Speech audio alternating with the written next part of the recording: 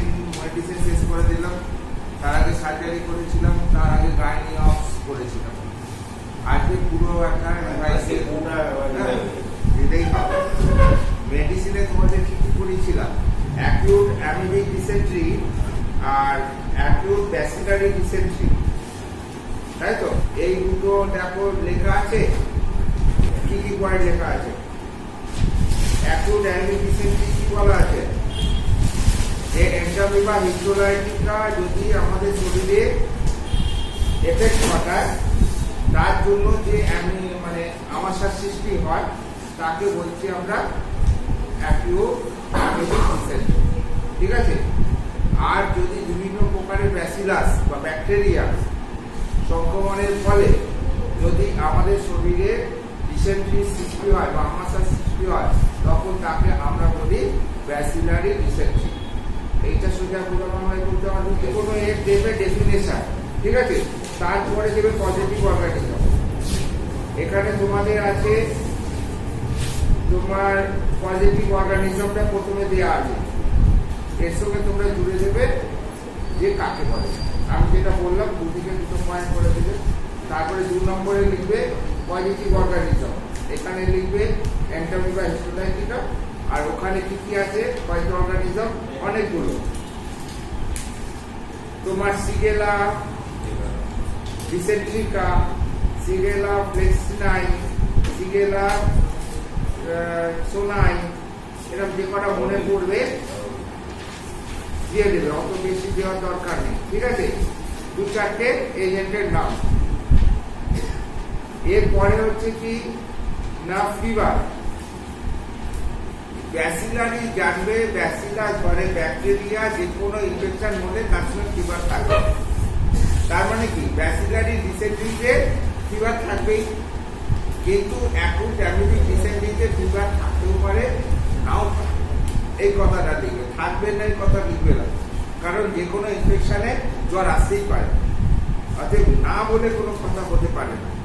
সেই জন্য বলবে যে অ্যামিবিক ডিসেন্ট্রিতে সাধারণত জ্বর থাকে না, তবে থাকতেও পারে, কিন্তু ব্যাসিলারি ডিসেন্ট্রিতে জ্বর থাকে, যেহেতু এটা ব্যাসিলাস গঠিত হলো। আচ্ছা, এখানে বলবে তোমার অ্যামিবিক ডিসেন্ট্রিতে কি হয়? কোলনের ইনফ্লামেশন ঘটায় এবং এখানে স্টুলের পরিমাণটা বেশি, প্রক্রিয়া স্টুল হয়, আর মিউকাস থাকে বেশি, সাদা সাদা মিউকাস। রক্ত বা ব্লিডিং সাধারণত খুব কম থাকে।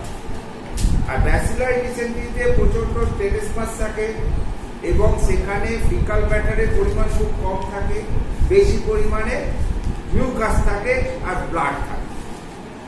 স্ক্যান্টি হয়, পরিমাণটা স্ক্যান্টি হবে, মিউকাস থাকবে, ব্লাড থাকবে, টেনেসমাস থাকে। এখানেও টেনেসমাস থাকে, কিন্তু হালকা টেনেসমাস থাকে। স্টুলের পরিমাণ অনেকটা বেশি, প্রক্রিয়া স্টুল থাকে, ফসকা ধরনের পায়খানা হয়, তার সঙ্গে সাদা সাদা আমাশা থাকে, খুব কোনো কোনো রেয়ার ক্ষেত্রে রক্তপাত ঘটে, ঠিক আছে? এইবার বলবে কি স্মেল। যেহেতু অ্যামিবা, সেখানে স্মেলটা অপেক্ষিক হবে, আর এখানে যেহেতু ব্যাকটেরিয়া গঠিত, এখানে স্মেল জেনারেলি থাকে না, স্মেলটা থাকে না। কিন্তু দুর্বলতা অ্যামিবিক ডিসেন্ট্রিতে তুলনামূলকভাবে কম থাকে, ব্যাসিলারি ডিসেন্ট্রিতে দুর্বলতা প্রচন্ড থাকে, এবং এত দুর্বল হয়ে পরে পাগুলো অবশ পর্যন্ত হয়ে যায়, পায়খানা থেকে উঠে আসতে পর্যন্ত পারে, ঠিক আছে? এবং এটা খুবই ইম্পর্টেন্ট। এই পার্থক্যটা পাশাপাশি তোমরা এইটা করবে, অ্যামিবিক ডিসেন্ট্রি আর ব্যাসিলারি ডিসেন্ট্রি। এর সঙ্গে এদের যদি বলে ট্রিটমেন্ট, ম্যানেজমেন্ট। অ্যামিবিক ডিসেন্ট্রিতে কি আমরা ম্যানেজমেন্ট করবো? আমরা সাধারণত অ্যামিবা দ্বারা এটা ঘটছে, সেখানে অ্যামিবিক ডিসেন্ট্রিতে। আর অ্যামিবা কি দ্বারা বাহিত হয়? Water borne disease. Amoebic dysentery is a water borne disease. আমাদের বেঙ্গলের জলে বেশি অ্যামিবা, সেই জন্য এখানকার জল, হাওড়া প্ল্যাটফর্মের জল খেলেই আমাশা হয়ে যেত আগে। এখন তো অনেক পিওর ওয়াটার সাপ্লাই হয়, এককালে হতো, বদনামও হয়ে গেছে, হাওড়ার জল তো ভয় মুক্ত। তো এখানে অ্যামিবা জলের মাধ্যমে যায়, তার মানে প্রথমে আমাকে কি করতে হবে? জলটাকে রোধ করতে হবে, মানে জলের মাধ্যমে যাতে এন্ট্রিটা রোধ করতে হবে। তাহলে আমরা যে ড্রিঙ্ক করি সেটাকে আমাদের পিওর ড্রিঙ্ক করতে হবে, মানে 20 মিনিট ফুটিয়ে ভালো করে জলটা বিশুদ্ধ করে খেতে হবে। 1 নম্বর জায়গা আমরা করে দিলাম। 2 নম্বর কি করব না, খাওয়ার দাওয়ার যে সমস্ত জায়গা দিয়ে অনেক সময় কন্টামিনেটেড ফুড থেকেও হয়, ফুড অ্যান্ড ড্রিঙ্ক, সেই জন্য খাবার দাবারগুলো পরিশুদ্ধ খেতে হবে।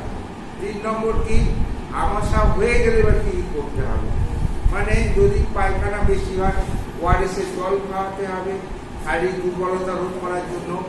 আর লাস্ট অফ অল কি করতে হবে, অ্যামিবাগুলোকে মারার জন্য ওষুধ দিতে হবে। তার মানে বলো অ্যান্টি অ্যামিবিক মেডিসিন কি কি দেয় সাধারণত, মেট্রোনিডাজোল, তাই তো, তারপরে ওফ্লক্সাসিন, নরফ্লক্সাসিন, হ্যাঁ, এই সমস্ত অ্যামিবা ধ্বংসকারী ওষুধগুলো দেওয়া হয়। আর এক্ষেত্রে ব্যাসিলারি ডিসেন্ট্রিতে বলবে ব্যাকটেরিয়া ধ্বংসকারী ওষুধগুলো আমাদের দিতে হবে। নাম মনে না থাকলেও কোনো এসে যায় না, তোমরা বলবে শুধু অ্যামিবা ধ্বংসকারী ওষুধ আমরা ব্যবহার করবো এখানে, আর এদিকে আমরা ব্যাসিলাস গুলোকে মারার জন্য আমরা ওষুধ ব্যবহার করব। আর জেনারেল ম্যানেজমেন্টে প্রায় সেম, এইভাবে ম্যানেজমেন্ট এবং ট্রিটমেন্ট লাস্টে লিখে দেবে। বুঝতে পেরেছো? তার মানে যদি অ্যামিবিক ডিসেন্ট্রি আর ব্যাসিলারি ডিসেন্ট্রি দিয়ে কোশ্চেন আসে, তোমরা প্রথমে এটা ছোট করে লিখে দেবে নিজের ভাষায়। যত ছোট করতে পারবে তত ভালো, কিন্তু পয়েন্ট ছাড়বে না। পাশাপাশি রেখে যতটা পারবে লিখবে। এদিকে অ্যামিবিক ডিসেন্ট্রি, ব্যাসিলারি ডিসেন্ট্রি বা তলায় তলায় লিখতে পারো যদি পার্থক্য দেয়, পাশাপাশি রেখে। আর যদি বলে ধরো অ্যাকুট অ্যামিবিক ডিসেন্ট্রি আর ব্যাসিলারি ডিসেন্ট্রি কম্পেয়ার করো, তার মানে পাশাপাশি। তারপরে বললো ধরো ম্যানেজমেন্ট আর ট্রিটমেন্ট ফলো এই ডিসেন্ট্রি, তখন অ্যামিবিক ডিসেন্ট্রি ব্যাসিলারি ডিসেন্ট্রিকে একসাথে ম্যানেজমেন্ট করতে পারো।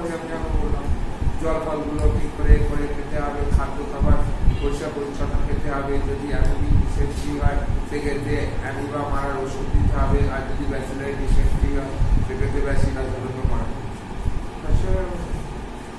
ঠিক আছে? আর একটা কোশ্চেন ছিল তোমাদের anaemia. What is anaemia, what are the cause of anaemia, what are the treatment and management. ঠিক আছে? তো অ্যানিমিয়া কাকে বলবে ছোট্ট করে লিখে দেবে। যদি আমাদের শরীরে লোহিত কণিকার পরিমাণ কমে যায়, বা হিমোগ্লোবিনের পরিমাণ কমে যায়, বা উভয়ই কমে যায়, তখন সেই কন্ডিশনটাকে আমরা বলি অ্যানিমিয়া।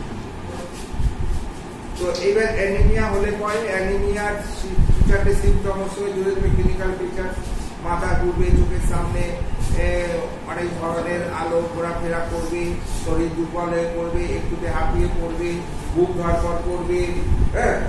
আর হচ্ছে যে সমস্ত আমাদের কানের যে কিছু জায়গা আছে সেগুলো ফ্যাকাসে হয়ে যাবে, যেমন চোখের নিচে, হ্যাঁ, তারপরে হচ্ছে জিভের ডগা, তারপরে হচ্ছে পাম, সোল, এসব টেনাল স্কিন, এগুলো ফ্যাকাসে হয়ে পড়বে। আর এর সঙ্গে কিছু কিছু স্পেসিফিক সিমটম আছে, যেমন মুখের ডিফর্মিটি দেখা দেবে, তারপরে মুখে ঘা দেখা দেবে, হ্যাঁ, মামার ভেনসন সিনড্রোম যেটাকে বলি আমরা, কয়ডানোকিয়া, স্টোমাটাইটিস, হ্যাঁ, এইগুলো থাকবে। আয়রন ডেফিসিয়েন্সি অ্যানিমিয়া হলে পরে এই ধরনের সিমটমগুলো আমরা দেখতে পাই। ঠিক আছে? এইবার ট্রিটমেন্ট কি করবে, অ্যানিমিয়া যে কারণে হচ্ছে সেই কারণ ফাইন্ড আউট করতে হবে, আর সেই অনুযায়ী একটা চিকিৎসা করতে হবে। আর অ্যানিমিয়ার একটা জেনারেল চিকিৎসা করতে হবে, মানে রক্ত কমে গেছে সেই জন্য তার যে সমস্ত সিমটমগুলো হচ্ছে সেই সিমটমেটিক ওষুধগুলো দিতে হবে। মাথা ধরার ওষুধ, শরীরকে চাঙ্গা করার ওষুধ, রক্ত উৎপাদনকারী ঔষধ, হ্যাঁ, এগুলো সব দিতে হবে। আর তার সঙ্গে রেস্টে থাকতে হবে, পরিমিত জল মানে লিকুইড জাতীয় জিনিস পান করতে হবে, হ্যাঁ, এই সবগুলো দিয়ে দিতে। এইবার কারণ ঘটিত যে যে কারণে হচ্ছে, ধরো তোমার যদি অভাবজনিত হয়, মানে অ্যানিমিয়া কি জন্য অভাবজনিত হবে, এবার অভাবজনিত যদি হয় যে যে অভাবগুলো করছে সেই অভাবগুলো পূরণ করে দেবে। যেমন আয়রনের যদি অভাব ঘটে, আমাদের আয়রন সাপ্লিমেন্ট হিসাবে দিতে ফোলেট বা ফলিক অ্যাসিড বা ভিটামিন বি12 এইসবের অভাব ঘটে, তাহলে সেগুলো দিতে হবে। এইবার হচ্ছে কি যে যদি মানে বিনষ্ট ঘটিত হয়, মানে রক্ত তৈরি হচ্ছে, কাঁচামাল ঠিকই আছে, কিন্তু রক্তটা কোনোভাবে বিনষ্ট হয়ে যাচ্ছে, এনিহাও লস হচ্ছে। যদি ব্লাড লস হয় সেক্ষেত্রে যতটা লস হবে সেটা পূরণ করতে হবে। আর যদি কোনো কারণ ঘটিত লস হয়, যেমন কিছু অর্গানিজম আছে যারা রক্তকে খেয়ে নিচ্ছে, তো তাদেরকে মারতে হবে। যেমন হচ্ছে বুকওয়ার্ম, হ্যাঁ, এরা কি করে, বুকওয়ার্ম শরীর থেকে রক্ত কিনে ফেলে কৃমিনাশক ঔষধ দিতে হবে। আর কিছু আছে ইন্টারনাল ব্লিডিং ঘটিত, যেখানে ধরো ক্রনিক ব্লিডিং পেপটিক আলসার বা ব্লিডিং পাইলস, এইসবের জন্য রক্ত বেরিয়ে চলে যাচ্ছে, তো সেক্ষেত্রে আগে ওই জায়গাগুলো চিকিৎসা করতে হবে। ক্রনিক পেপটিক আলসারের চিকিৎসা করতে হবে, ওদিকে তোমার ব্লিডিং পাইলস বা হর্সের চিকিৎসা করতে হবে। এই কথাগুলো তোমরা নিবে, কোনো জায়গায় স্পেসিফিক করে চিকিৎসা পদ্ধতি লিখবে না, কারণ সেগুলো তোমাদের আয়ত্তের মধ্যে। তোমরা যে জিনিসগুলো বলতে পারো কি করতে হবে সেই জায়গাগুলো করতে হবে। অ্যানিমিয়া থেকে যদি কোনো কোশ্চেন আসে পারবে। আর মেনলি দুটো জিনিসটা, হয় অ্যানিমিয়া না এলে জন্ডিস, ঠিক আছে? অর্থাৎ দুটো করে এলে একটা পেয়ে যাবে। অ্যানিমিয়া করলে এরপরে আসবে জন্ডিস। জন্ডিস কাকে বলে?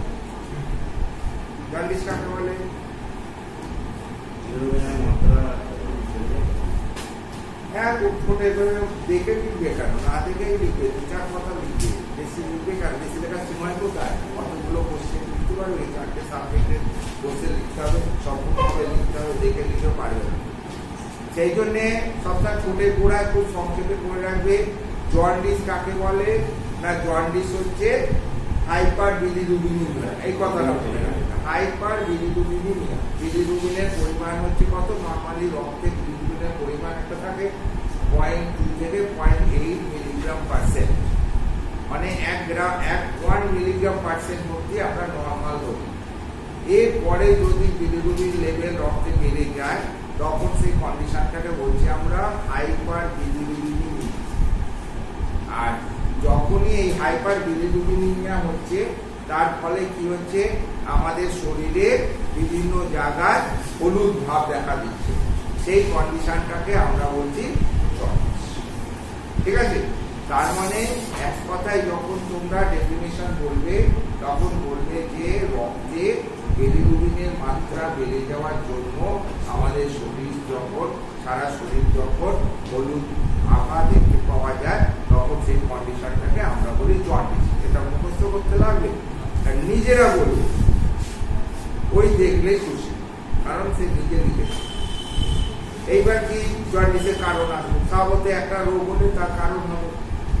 এবার জন্ডিসের তোমরা জানো 3টে কারণ ঘটিত জন্ডিস হয়, পরপর করে লিখে দেবে, তাই তো? কি কি?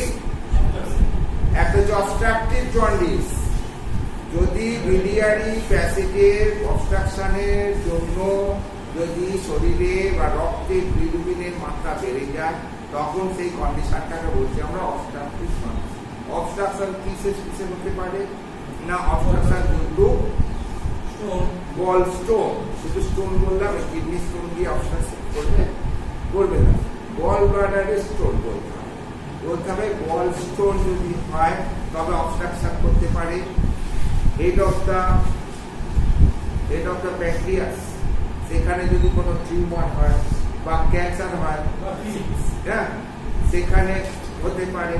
অথবা কোনো ওয়ার্ম গিয়ে যদি অ্যাম্পুলা ফাটার মুখটা অফ করে দেয়, সেক্ষেত্রেও অবস্ট্রাকশন করতে পারে। যতগুলো মনে থাকবে সোজাই, এই অবস্ট্রাকশন হওয়ার ফলে বিলিরুবিন লেভেল বেড়ে যাচ্ছে, বেড়ে গিয়ে অবস্ট্রাকটিভ জন্ডিস হচ্ছে। সেক্ষেত্রে যে সাইন সিমটম গুলো আছে অবস্ট্রাকটিভ জন্ডিসের, সেইগুলো সঙ্গে সঙ্গে দিয়ে দেবে। কি কি আছে, কি কি বলেছিলাম, দেখো হলো অবস্থা। হ্যাঁ, চক স্টুলটা হবে ক্লে কালার অথবা চকের মতো সাদা এক নম্বর, আর ইউরিনটা হবে মাস্টার্ড কালার ইউরিন, সর্ষের তেলের মতো ইউরিন হবে। আর কনজাংটিভা হবে yellowish greenish yellow, greenish yellow conjunctiva. এই তিনটে হচ্ছে একদম ক্লিনিক্যাল পয়েন্ট, যেখান থেকে আমি ক্লিনিক্যালি বুঝে নিতে পারবো এই যে অবস্ট্রাকটিভ জন্ডিস। ক্লে কালার আর হোয়াইট চকি কালার স্টুল, আর হচ্ছে তোমার ইউরিনের কালারটা বলবে মাস্টার্ড কালার ইউরিন। আর ক্লিনিক্যালি যেটা দেখি আমরা জন্ডিস, সেখানে আমরা কি দেখছি গ্রিনিশ ইয়েলো কনজাংটিভা। কনজাংটিভা কোনখানটা দেখি আমরা আপার বালবার কনজাংটিভা, আপার বালবার কনজাংটিভা, অর্থাৎ এইটা চোখের উপরে পাতাটাকে আমাদের রিট্রাক্ট করা হয় আর পেশেন্টকে বলতে হয় নিচের দিকে তাকাতে। কোন একটা অবজেক্ট দিয়ে দিতে, এটা দেখো ওর নিচের দিকে তাকালে পরে আইবলটা ঘুরে আসবে, উপরে সাদা অংশটা পরিষ্কার অনেকটা অংশ জুড়ে দেখা যাবে। ওখানে যদি তুমি গ্রিনিশ ইয়েলো যদি কনজাংটিভা পাও, আর যদি ইতিহাস নাও, যদি চুলের কালার যদি ক্লে কালার বা চকি হোয়াইট কালার হয়, হ্যাঁ, ইউরিনের কালারের ইতিহাস নিয়ে যদি দেখো যে মাস্টার্ড কালার ইউরিন হচ্ছে, মানে শোষণ তেলের মধ্যে ইউরিন হচ্ছে, তবে তুমি ক্লিনিক্যালি অবস্ট্রাকটিভ জন্ডিস জানো। হিমোলাইটিক জন্ডিস, হিমোলাইটিক জন্ডিস মানে হিমোলাইসিস মানে ইয়েস ভেঙে যাওয়া, আরবিসি ভেঙে যাওয়াকে আমরা বলি হিমোলাইসিস। আরবিসি ভেঙে যাওয়াকে বলছি আমরা হিমোলাইসিস। যখন বেশি পরিমাণে আরবিসি ভেঙে যাওয়ার জন্য বিলিরুবিন লেভেলটা বেড়ে যাচ্ছে, তখন সেই টাইপের জন্ডিসকে আমরা বলবো হিমোলাইটিক জন্ডিস।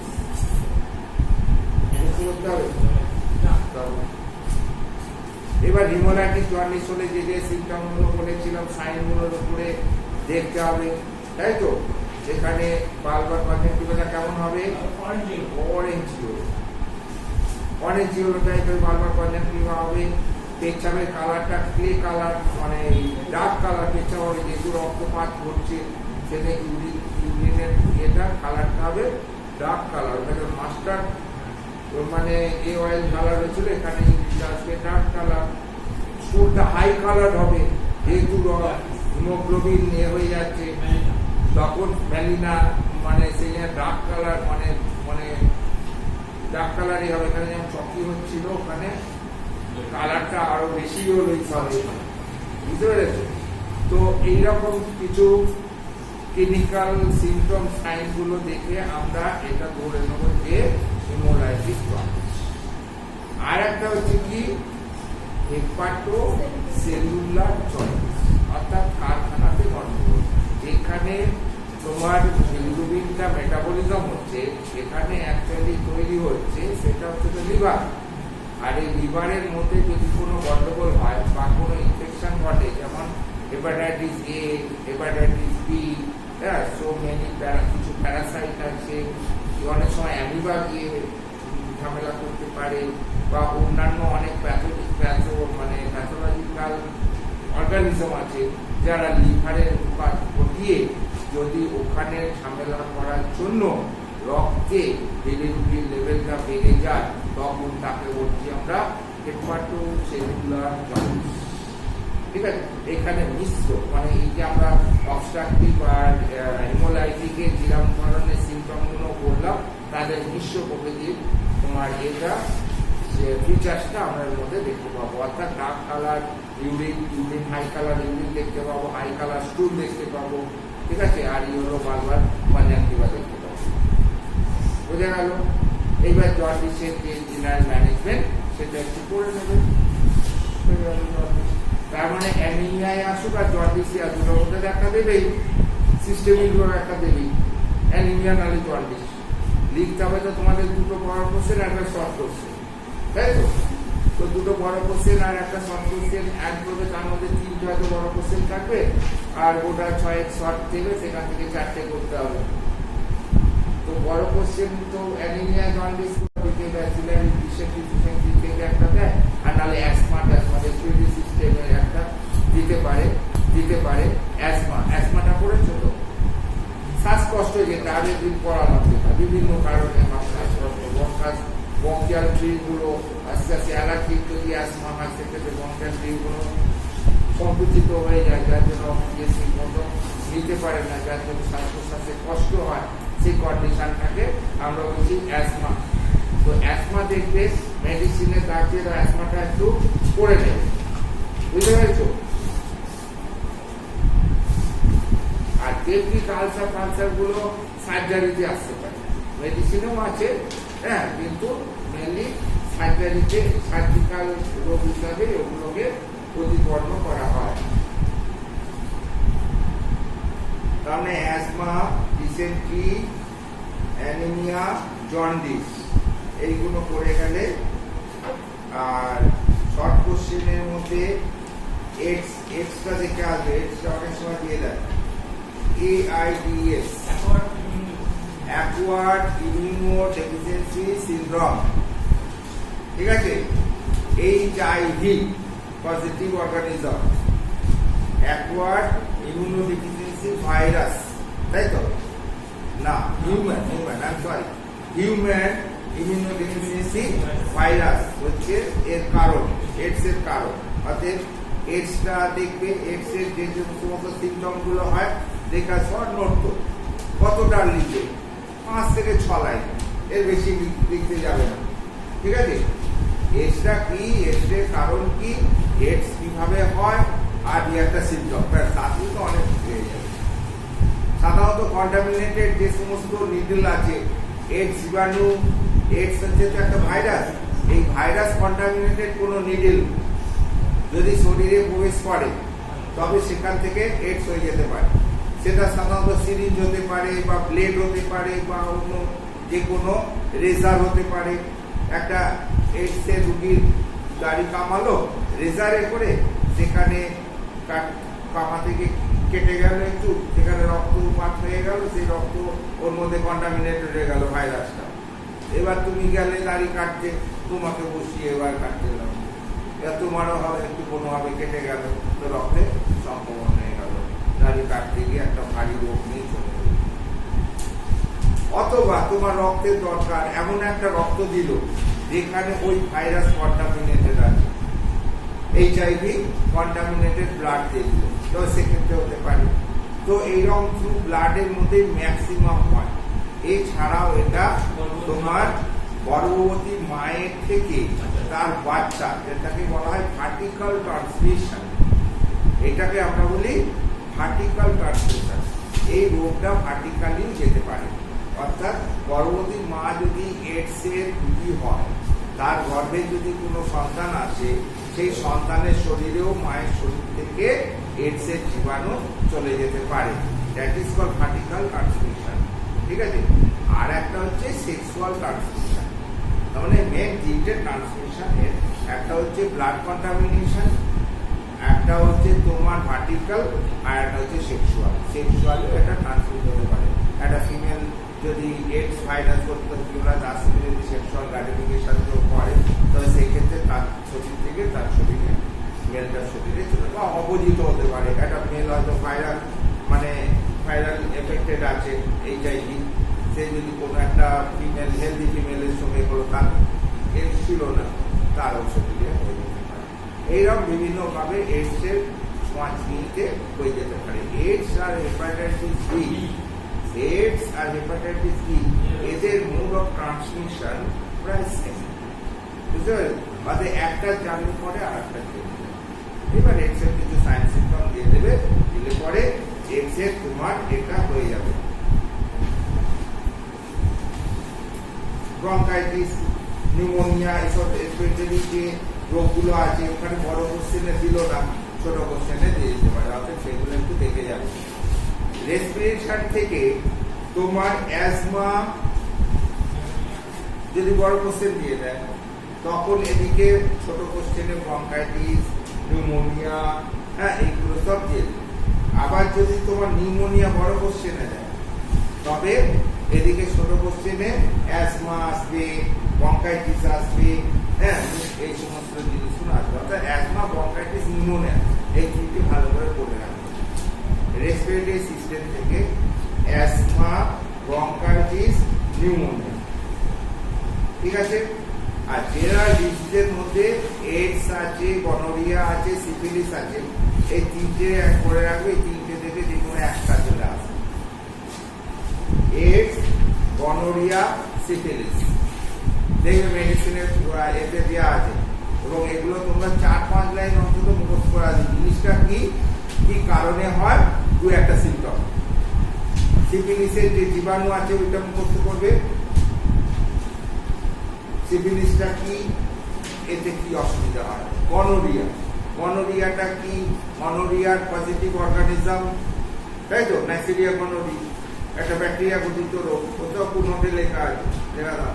এবং গনোরিয়া হলে পরে কি কি অসুবিধাগুলো হয় শরীরে, সেইগুলো 2-4টে করে লেখা। আমি শুধু তোমাদের পরীক্ষার জন্য এইগুলো উপরে হাইট দিতে বলছি, তার মানে যে কোনো জিনিসই আসতে পারে।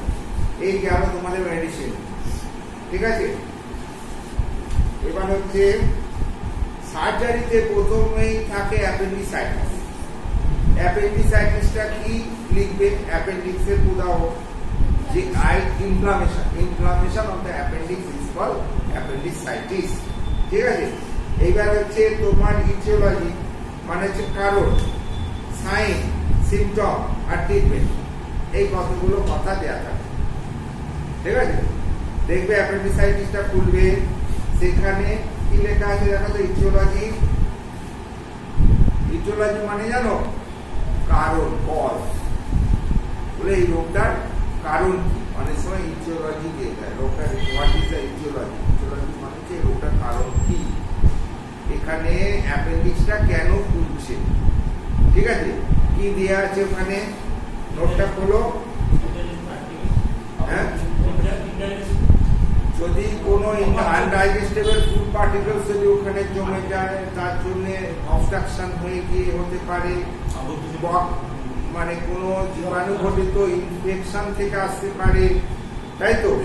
কোনো আনডাইজেস্টেবল ফুড পার্টিকেল ওখানে মুখে জমে গিয়ে হতে পারে অবস্ট্রাকশন, অথবা কোনো কৃমি, হেলমিন যেগুলো আছে, মানে মেনলি রাউন্ড ওয়ার্ম, এই সমস্ত ওয়ার্মগুলো, পিতা কৃমি কিছু, তারা যদি গোল কৃমি, হ্যাঁ, এরা যদি ওখানে আটকে দেয়, হয়ে গেল অবস্ট্রাকটিভ। অবস্ট্রাকশন মানে কারণ হচ্ছে অবস্ট্রাকটিভ ইনফেক্টিভ, তাই তো।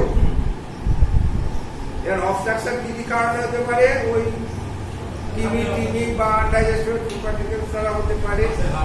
হ্যাঁ, ওই এক মানে জটা মনে করবে, মানে অবস্ট্রাকশনটা মেন। অবস্ট্রাকশনটা আমি একটা কারণ মনে করলে একটা কারণ যে এটার অবস্ট্রাকশনও হতে পারে, ছেড়ে দেবো, এবার চলে যাবো তোমার কিসে, ইনফেক্টিভ। ইনফেক্টিভে কি কি ইনফেকশন, স্ট্যাফাইলোকক্কাস, স্ট্রেপ্টোকক্কাস, নিউমোকক্কাস, তারপরে হচ্ছে ক্লেপসেলা, ইকোলাই প্রভৃতি ব্যাকটেরিয়া সংক্রমিত হলে তোমার ওই অ্যাপেন্ডিক্সের প্রদাহ হতে পারে, প্রদাহ হয়ে অ্যাপেন্ডিসাইটিস হতে পারে। ঠিক আছে। এবার যদি কোনো কারণে অ্যাপেন্ডিক্সের উপরে রক্তবাহের আটকে পুষ্টি অভাবে অ্যাপেন্ডিক্স সংক্রমিত হয় এবং ফুটতে আরম্ভ করে, তাও হতে পারে। অতএব এটা আর এই তোমার দরকার নেই, দুখানা বলবে ওতেই হবে। এইবার চলে আসবে তোমার সবসময় সোজা করে নেবে, তারপরে চলে আসতে হবে ইটিওলজি, সাইন সিমটম। কি কি অ্যাপেন্ডিসাইটিস হলে কি কি সাইন সিমটম হয়, পেটে যন্ত্রণা হবে, ম্যাকবার্নিস ট্রায়াড, মনে রাখবে, ম্যাকবার্নিস ট্রায়াড হচ্ছে সাইন সিমটম। ম্যাকবার্নিস সাইন আর ম্যাকবার্নিস ট্রায়াড। ম্যাকবার্নিস ট্রায়াড কি, তিনটে, ট্রায়াড মানে তিনটে, জ্বর একটা, তারপর পেটে যন্ত্রণা, আর হচ্ছে আর কি বলেছিলাম, বমি ভাব, বমি, পেটে যন্ত্রণা আর ফিভার, এই তিনটেকে একসাথে বলছি আমরা ম্যাকবার্নিস ট্রায়াড। আর ম্যাকবার্নিস সাইন কি, maximum tenderness can be elicited at anterior superior iliac spine, lateral one third and medial at the junction of the lateral one third and medial. অর্থাৎ যদি আমরা আম্বিলিকাস থেকে anterior superior iliac spine অবধি একটা imaginary line রাখি, সেই লাইনের medial two third এবং ল্যাটারাল ওয়ান থার্ডের জাংশনে ম্যাক্সিমাম টেন্ডারনেসটা পাওয়া যায় ইন কেস অফ অ্যাপেন্ডিসাইটিস। এই সাইনটাকেই বলছি আমরা ম্যাকবার্নিস সাইন। ওই পয়েন্টটাকে বলছি ম্যাকবার্নিস পয়েন্ট। আর এই সাইনটাকে বলছে যে টিপছি যখন এখানে টিপছি, এখানে টিপছি, এখানে টিপছি, এখানে যাচ্ছে করে উঠছে। এই যে ম্যাক্সিমাম টেন্ডারনেস মানে হচ্ছে টেন্ডারনেস মানে কি? Pain on pressure. What is tenderness? Pain on pressure. এমনি পেন নেই, যন্ত্রণা নেই, যখন কিছু টাচ হয়ে যাচ্ছে তখনই পেশেন্ট করে উঠছে, সেই কন্ডিশনটাকে আমরা বলছি টেন্ডারনেস। যেমন আমার এখানে হাতে চোট লেগেছে, এখন কথাবার্তা বলতে কিছু নেই, হঠাৎ কেউ এসে স্যাঁত করে এখানে মেরে দিল, করে উঠলো, মানে কি ওই জায়গাটা আমার টেন্ডার হয়ে আছে, আঘাত লেগেছিল টেন্ডার, এমনি যন্ত্রণা নেই কিন্তু ছুলে লাগছে, এই ছুলে লাগছেটাকে বলছি আমরা টেন্ডার। এইরকম এটা প্যালপেট করতে গিয়ে আমরা পাই। প্যালপেট কি? ছুঁয়ে দেখা কিন্তু প্যালপেট করা একটা ইনভেস্টিগেশনের মানে একটা অবজারভেশনের, একটা ডাক্তারি পরীক্ষার দ্বারা যখন আমরা একটা রুগী দেখি, বলেছিলাম আমি তোমাদের চারটে আমরা অবজারভেশন করি, চারটে জিনিস দেখি মেনলি। একটা হচ্ছে প্রথমে আমরা চোখে দেখি, তারপরে শুনে টিপে টিপে দেখি, তারপরে চোখে টিপে দেখি, তারপরে কানে স্টেথোস্কোপ লাগিয়ে তারপর প্রত্যেকটার একটা করে নাম। চোখে দেখাটাকে আমরা কি বলি? ইন্সপেকশন, অবজারভেশন বা ইন্সপেকশন।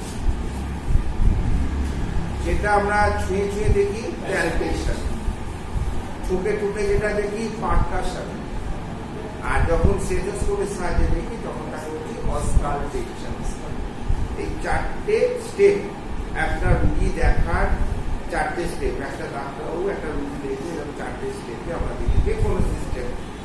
কোনো একটা অ্যাজমা রুগী যখন দেখছি এই চারটে স্টেপে দেখছি, কোনো একটা পেটের রোগ নিয়ে এলো সেই রুগী দেখছি সেখানে আমরা এই চারটে স্টেপ, মানে যে কোনো রোগ নিয়েই আসুন না কেন আমরা এই চারটে ধাপের উপরে দাঁড়িয়ে তাকে ক্লিনিক্যাল অবজারভেশন বা ক্লিনিক্যাল এক্সামিনেশনটা করবো। আর এই ক্লিনিক্যাল এক্সামিনেশনের ফলশ্রুতি যেটা উঠে আসবে তাকে বলবো আমরা ক্লিনিক্যাল ডায়াগনোসিস। একটা পেটে যন্ত্রণা রুগী এসছে, পেট যন্ত্রণা হচ্ছে, আচার কাচার করছে, আমরা বললাম পেটে যন্ত্রণা হচ্ছে, আমার লোয়ার পেটে যন্ত্রণা হচ্ছে, এবার আমি শুয়ে দিলাম, এইবার টিপে টিপে দেখলাম ম্যাকবার্নিস পয়েন্টে ম্যাক্সিমাম টেন্ডারনেস হয়েছে। এইবার আমি তার আরো আগে তো সায়েন্সটা শুনেছি, সেখানে সে কি বলেছে আমার পেটে যন্ত্রণা হচ্ছে, জ্বর আসছে, বমি ভাব হচ্ছে, বমি হচ্ছে, এসব কথা বলেছে। তাহলে সিমটম আমার অলরেডি অ্যাপেন্ডিসাইটিসের যা যা সিমটম আছে সব মিলে গেছে। তার সঙ্গে আমি এটা অবজারভেশন করছি, রুগী ভীত ভাব, কারণ খুব যন্ত্রণা হয়েছে, ভাবছি কিনা কি হয়ে গেছে, সেদিনে মুখে একটা ভীত ভাব হয়েছে, তারপরে সে মানে একটু ডিহাইড্রেশন হয়ে পড়েছে, তারপরে তার পেটে যন্ত্রণা আছে, পেটে যন্ত্রণা আছে, আমরা ম্যাকবার্নিস পয়েন্টে ম্যাক্সিমাম টেন্ডারনেস পাচ্ছি। এই সমস্ত ক্লিনিক্যাল এক্সামিনেশনের সাহায্যে আমি ডায়াগনোসিস করে দিলাম যে it's a case of appendicitis. এই ডায়াগনোসিসটাকে আমরা কি বলছি? Clinical diagnosis. কেন? আমি এখনো কোনো প্যাথোলজিক্যাল ইনভেস্টিগেশন করিনি, আমি জাস্ট মানে ক্লিনিক্যাল যে সমস্ত স্টেপ আছে, চিকিৎসার যে সমস্ত স্টেপ আছে মানে একটা রুগী দেখার, সেইগুলোর দ্বারা আমি তার ডায়াগনোসিসটা করি। ঠিক আছে? তার মানে অ্যাপেন্ডিসাইটিস একটা খুব ইম্পর্টেন্ট কোশ্চেন, এবং সার্জারিতে অ্যাপেন্ডিসাইটিস রেয়ারলি আসে। ঠিক আছে? যার কারণ সাইন, সিমটম, ট্রিটমেন্ট। ট্রিটমেন্ট কি হবে? ট্রিটমেন্ট জেনারেল কনজারভেটিভ ট্রিটমেন্ট করতে হবে, যন্ত্রণা কমার ওষুধ দিতে হবে, জ্বর কমার ওষুধ দিতে হবে, বমি আর নসিয়া কমার ওষুধ দিতে হবে, আর সার্জিক্যাল চিকিৎসা করতে হবে, মানে অ্যাপেন্ডিসেক্টমি, অর্থাৎ অ্যাপেন্ডিক্সটা কেটে হবে। এই তো ট্রিটমেন্ট, কনজারভেটিভ ট্রিটমেন্ট, সার্জিক্যাল। ঠিক আছে? তার মানে অ্যাপেন্ডিসাইটিস এলে পারবে তো? তবে তোমরা পড়ে আসবে পেপটিক আলসার আর বিভিন্ন আলসারের পার্থক্যটা খুব ইম্পর্টেন্ট। আর পেপটিক আলসার কাকে বলে? আলসার যেটা বলেছিলাম, পেপটিক আলসার মানে যে গ্যাস্ট্রিক ডাইজেস্টিভ সিস্টেমের মধ্যে যে অংশটা কনস্ট্যান্টলি সবসময় অ্যাসিড বেসিক দুধ দ্বারা চান করছে, সেই অংশে যদি ক্ষতের সৃষ্টি হয় তখন তাকে বলছি পেপটিক আলসার। এবার এখানে যদি ক্ষত মেনলি অ্যাসিড বেসিক দুধ, স্টমাক আর ডিওডিনাম, এই দুটো অংশেই বেশি পরিমাণে আমরা অস্তিত্ব দেখতে পাই। সেই জন্যে ক্ষতগুলো এই দুটো অংশে বেশি হয়। স্টমাকে যদি ক্ষত হয় এবং খায়ের সৃষ্টি হয় তাকে বলবো গ্যাস্ট্রিক আলসার, আর ডিওডিনামে যদি ক্ষত হয় বা আলসার তখন তাকে বলবো ডিওডিনাম। সব পেপটিক আলসার এই তিনটে খুব ইম্পর্টেন্ট। এর সঙ্গে তোমার পেপটিক আলসার অনেক সময় দেয় আর কোলেসিস্টাইটিস, এই দুটো পাঁচটা কোশ্চেন করে এলে তার মধ্যে দুটো কোশ্চেন অবশ্যই পাবে। তার মধ্যে অ্যাপেন্ডিসাইটিস অফেনলি দেয়, খুবই ইম্পর্টেন্ট। কোলেসিস্টাইটিস যদি অ্যাপেন্ডিসাইটিস দেয়, কোলেসিস্টাইটিস হতে পারে। আবার যদি কোলেসিস্টাইটিস দেয় অ্যাপেন্ডিসাইটিস, সিমিলারিটি আছে জিনিসগুলো। টনসিলাইটিসও আছে, সেক্ষেত্রে শর্ট নোটে দিয়ে দিতে পারে। তখন বড় কোশ্চেনে জায়গা হবে না, তখন তাকে ছোট কোশ্চেনে জায়গা দিয়ে দেবে। সেখানে টনসিলাইটিস তোমার এতে সার্জারির ছোট কোশ্চেনে দিতে পারে। টনসিলাইটিস, তারপর হচ্ছে কনজাংটিভাইটিস, ক্যাটারাক্ট, এই যে বিভিন্ন আছে তোমার সার্জিক্যাল রোগ, সেগুলো ওখানে বড় কোশ্চেনে দেবে না। বড় কোশ্চেন দেয় ম্যাক্সিমাম দেয় অ্যাপেন্ডিসাইটিস, পেপটিক আলসার, শক, এইগুলো সারো বার্ন, এইসব দেয় সার্জিক্যালে। বার্ন তো তোমাদের এমনি দেয়, এমনি করতেই নেবো না। সার্জিক্যাল যে বার্ন কোশ্চেনে দেয়, আগেবারটা ছিল। এবারে কিন্তু বার্ন কিন্তু সার্জিক্যাল রোগ, সার্জিক্যাল ডিজের মধ্যেই পড়ে। অর্থাৎ যদি তোমার দেয় শক দেয়, শক নাহলে অনেক সময় শক না দিয়ে বার্ন দেয়, হয়ে যাবে তখন শক করে দেবে। অবশ্যই। আর যেহেতু বার্ন নেই সামনে পড়ে গেল শক, সেই জন্য এই হিসাব করে করে পড়লে পরে কোশ্চেনগুলো কমন পেয়ে যাবে। অ্যাপেন্ডিসাইটিস, শক আর পেপটিক আলসার, এই তিনটে উপরে জোর দেবে, তার সঙ্গে প্যারালাল করে নেবে। আর ছোট কোশ্চেনের মধ্যে বাকি যেগুলো রইল জন্ডিস, কনজাংটিভাইটিস, ক্যাটারাক্ট, হ্যাঁ, এই যে ছোট ছোট কোশ্চেনগুলো আছে সার্জারি, ওইগুলো শর্ট নোটে দিতে পারে। ঠিক আছে, যেভাবেই দিক না কেন তোমাদের কাছে নোট আছে, আমিও বলে দিয়েছি, সেগুলোকে নিজের ভাষায় সোজা করে লিখে দেবে। ঠিক আছে, কি ছিল অবস্ট্যাটিক্সে? প্রেগনেন্সি রিলেটেড ব্যাপারগুলো হচ্ছে অবস্ট্যাটিক্স। প্রেগনেন্সি কাকে বলছি, তাই তো? আর হচ্ছে কিভাবে প্রেগনেন্সি ডায়াগনোসিস করবো, এইটা প্রথমে।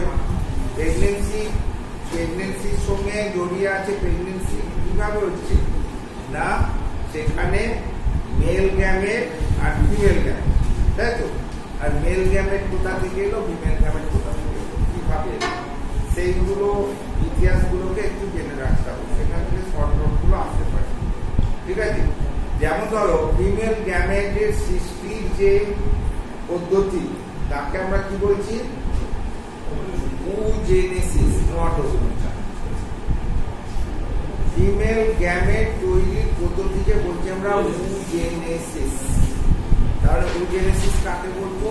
oogenesis একটা পদ্ধতি যার মাধ্যমে ফিমেল গ্যামেট মানে ওভামের সৃষ্টি হয়, অর্থাৎ সেকেন্ডারি ওসাইট তৈরি হয়। অ্যাকচুয়ালি ওভাম তো প্রথমে পায় না, প্রথমে হয় সেকেন্ডারি ওসাইট, তারপর সেখান থেকে কনভার্ট টু ওভাম। আপনি এগিয়ে চলে এসেছি, সার্জারি কমপ্লিট করে ফেলেছি, মেডিসিন কমপ্লিট করে ফেলেছি।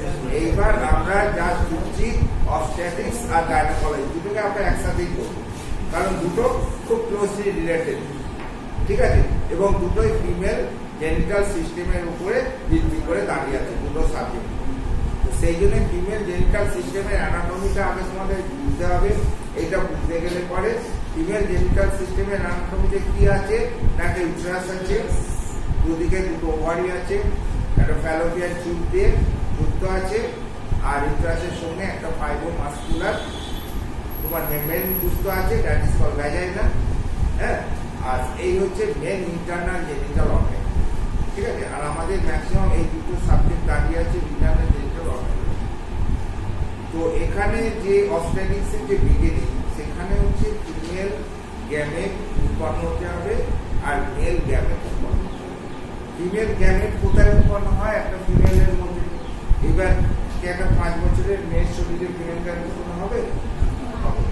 তার মানে কখন উৎপন্ন হবে? ফ্রম মেনার্কি টু মেনার্কি, অর্থাৎ মেনার্কি থেকে শুরু হবে। তো হোয়াট ইজ মেনার্কি? কাইনেসে চলে যাবে, কাইনেসে চলে যাবে। তার মানে ফার্স্ট যে একটা মেয়ের যখন ফার্স্ট মেনস্ট্রুয়েশন চালু হচ্ছে, সেইটাকে বলতে হবে মেনার্কি। একটা 5 বছরের 6 বছরের মেয়ের তো মেনস্ট্রুয়েশন হবে না।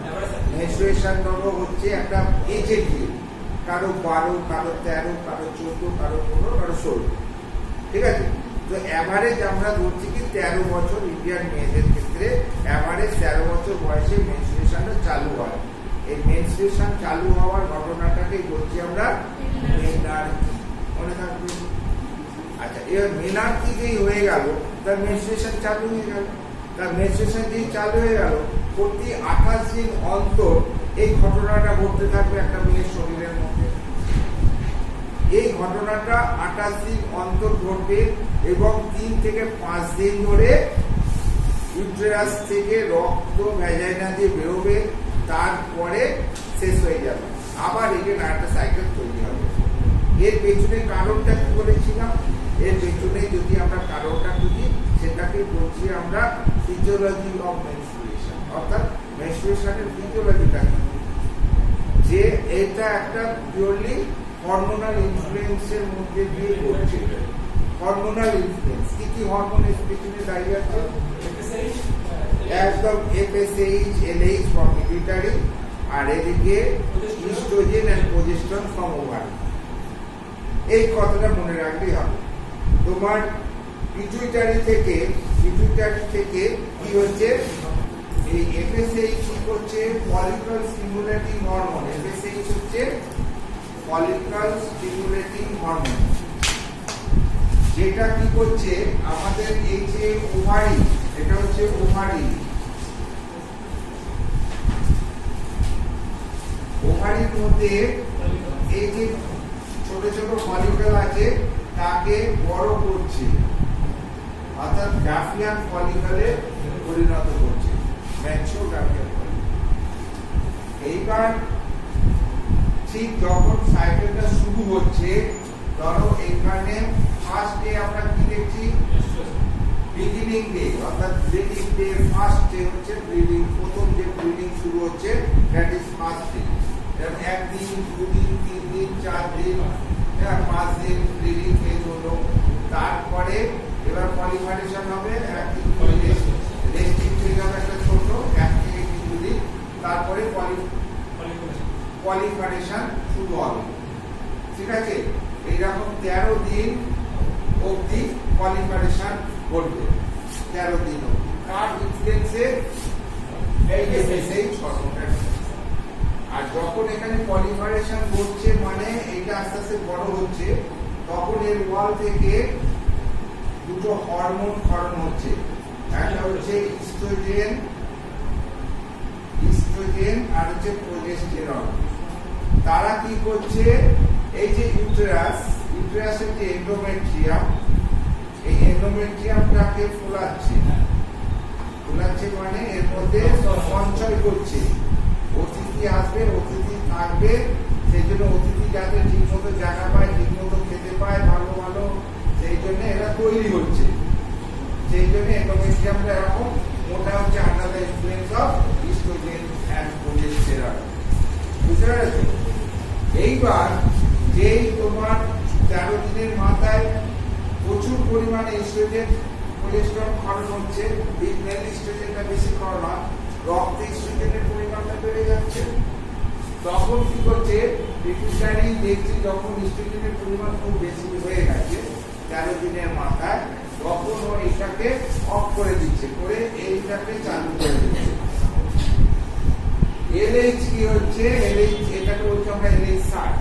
তার ফলে যার ইনফ্লুয়েন্সে বাড়ছিল সেটা যখন অফ হয়ে গেল এটাকে বাস্ট করবে, দ্যাট ইজ কল্ড ওভুলেশন। এইখানে বাস্ট করে একটা ওভাম বেরিয়ে এলো। ওভাম অ্যাকচুয়ালি প্রথমে যখন বেরোটা সেকেন্ডারি ইউসাইড অবস্থায় থাকে, পরে যখন ফার্টিলাইজেশনের জাস্ট আগে ওটা ওভাম পরিণত হয়। না হলে ও যদি ফার্টিলাইজেশন না ঘটে তবে কিন্তু সেকেন্ডারি ইউসাইড অবস্থাতে মারা পড়ে যাবে, মেন্সের যে ফ্লো হয় সেখান থেকে বেরিয়ে যাবে। অর্থাৎ এই যে এখানে ফ্যালোপিয়ান যে টিউব, তার যে most dilated portion that is called ampulla, এইটার একটা ওপেনিং থাকে, এটা হলো পেলভিক অস্ট্রিয়াম। এই ওপেনিংটাকে এই সেকেন্ডারি ইউসাইডটা এখানে রেস্টিং করে। এর যে কেন্দ্র করে কতগুলো এরকম আঙুলের মতো প্রজেকশন থাকে, এটাকে বলি আমরা ফিমব্রিয়া। এই ফিমব্রিয়া গুলো আকর্ষণ করে এখান দিয়ে এখানে নিয়ে আসে এদেরকে। এইটা এখানে যে আছে এই অ্যাকচুয়ালি ওভাম নয়, অ্যাকচুয়ালি সেকেন্ডারি ইউসাইড। বুঝতে পেরেছো? ওভামটা হবে জাস্ট দুটো ফার্টিলাইজেশন। যখন এর সঙ্গে একটা ফাইব্রোমাসকুলার নল দ্যাট ইজ কল্ড ভ্যাজাইনা, এই ভ্যাজাইনা যুক্ত থাকে। যদি কোনো কারণে এই ভ্যাজাইনা হচ্ছে ফাইব্রোমাসকুলার, এটা হচ্ছে একটা কপুলেটরি অর্গান হিসাবে কাজ করে, বিভিন্ন কাজ। ইউটেরাসের যত সিক্রেশন এইখান দিয়েই বেরোয়। তাহলে ইউটেরাসের যত সিক্রেশন সেটা সাদা হোয়াইট সিক্রেশনই হোক বা মেনস্ট্রুয়াল ব্লিডিংই হোক বা মেনস্ট্রুয়াল ফ্লোই হোক, তাই ভ্যাজাইনা দিয়ে বেরিয়ে আসে। তার মানে ভ্যাজাইনা একটা ক্যানাল হিসাবে কাজ করে। ঠিক আছে, এক নম্বর। ভ্যাজাইনা সেক্সুয়াল কপুলেটরি অর্গান, অর্থাৎ সেক্সুয়াল কপুলেশনের সময় ভ্যাজাইনায় কাজ করে। আর কি না, vagina act as a birth canal. যখন বাচ্চা যখন ডেলিভারি হচ্ছে তখনও সেই ভ্যাজাইনা দিয়ে বেরিয়ে আসে। তাহলে ভ্যাজাইনার এতগুলো কাজ আছে। ঠিক আছে, তো এই ভ্যাজাইনার মধ্যে যদি সেক্সুয়াল কপুলেশনের পরে যদি স্পার্ম সিক্রেট করে, অসংখ্য স্পার্ম ইজেক্ট করবে, সেই স্পার্ম গুলো এখান দিয়ে যাবে গিয়ে এই টিউবের দিকে গিয়ে এইখানে এসে এর সঙ্গে যুক্ত তৈরি করবে চাইব। এই যে দুটোর মিলন প্রক্রিয়া, এইটাকেই বলছি আমরা ফার্টিলাইজেশন। ফার্টিলাইজেশন। এই ফার্টিলাইজেশন হওয়া মানে এই যে জীবনের শুরুয়াত। ঠিক আছে, এইবার এইখানে ফার্টিলাইজ হওয়ার পরে 5 থেকে 6 দিনের মধ্যে এই জিনিসটা এই নল দিয়ে এসে এইখানে ইউটেরাসের ক্যাভিটির মধ্যে চলে আসবে। হয় তোমার অ্যান্টেরিয়র ওয়ালে বা পোস্টেরিয়র ওয়ালে এখানে এমবেডিং হবে ওইটা, দ্যাট ইজ কল্ড ইমপ্ল্যান্টেশন। ওখানে ইমপ্ল্যান্ট। ঠিক আছে, এবং এই ইমপ্ল্যান্ট করার সময় রিপোর্টিং বিলিগুলো এখানে একটা টেম্পোরারি গ্ল্যান্ড তৈরি করবে, টেম্পোরারি একটা এন্ডোক্রাইন গ্ল্যান্ড তৈরি করে, দ্যাট ইজ কল্ড প্ল্যাসেন্টা। তাকে বলছি আমরা প্ল্যাসেন্টা। এই প্ল্যাসেন্টা এই পরিপোষণ মানে ম্যাটারনাল সাইডের সঙ্গে ফিটাল সাইডের কমিউনিকেটর। মায়ের রক্ত থেকে যত সব খাবার দাবার যত কিছু যাচ্ছে, অক্সিজেন ওই থ্রু প্ল্যাসেন্টা দিয়ে তোমার ওই যে কর্ড আছে, কর্ডের মধ্যে আম্বিলিকাল তোমার আর্টারি আছে, ভেন আছে, ওদের মধ্য দিয়ে ওর শরীরে মায়ের শরীরের সঙ্গে রক্তের আদান প্রদান করছে। যার জন্য ওই যে বললাম ভার্টিক্যাল ট্রান্সমিশন, মানে মায়ের শরীরে যদি কোনো ভারী রোগ থাকে, যেমন হেপাটাইটিস বি বা তোমার এইডস, হ্যাঁ, তখন ওরা ওই রকম যে রক্ত বিনিময় যে চ্যানেল সেইখান দিয়ে বাচ্চাটার শরীরেও ওই জীবাণু চলে যেতে পারে। এই ধরনের ট্রান্সমিশনকে আমরা কি বলি? Vertical transmission. বুঝতে পেরেছ? যেটা আমরা কিসে বললাম? মেডিসিন না মেডিসিনে বললাম, সেই ঘটনাটা ঘটতে পারে। ঠিক আছে? তো আমাকে অবস্টেট্রিক্সের শুরুয়াত এখানে, অবস্টেট্রিক্সের তোমার এই যে প্রেগন্যান্সি এখানে যে এমবেডিং হলো, এর ফলে যে ঘটনাটা ঘটলো তাকে বলছি আমরা প্রেগন্যান্সি। সোজা কথা, তার মানে মহিলাটা প্রেগনেন্ট হলো বা কনসিভ হলো। ঠিক আছে? এইবার কনসিভ করেছে কি করেনি, কনসিভ যে করলো তার মানে কি হবে? এইখানে এন্ডোমেট্রিয়াম একে সাপোর্ট দিতে থাকবে। ঘটনা কি করবে? যে মেনস্ট্রুয়েশনটা ছিল 28 দিন পরে হওয়ার কথা, প্রথমে সেইটা বন্ধ হবে। অর্থাৎ সেই মেনস্ট্রুয়েশন বন্ধ হয়ে যাওয়া, এটাকে আমরা গাইনোকোলজির ভাষাতে কি বলি?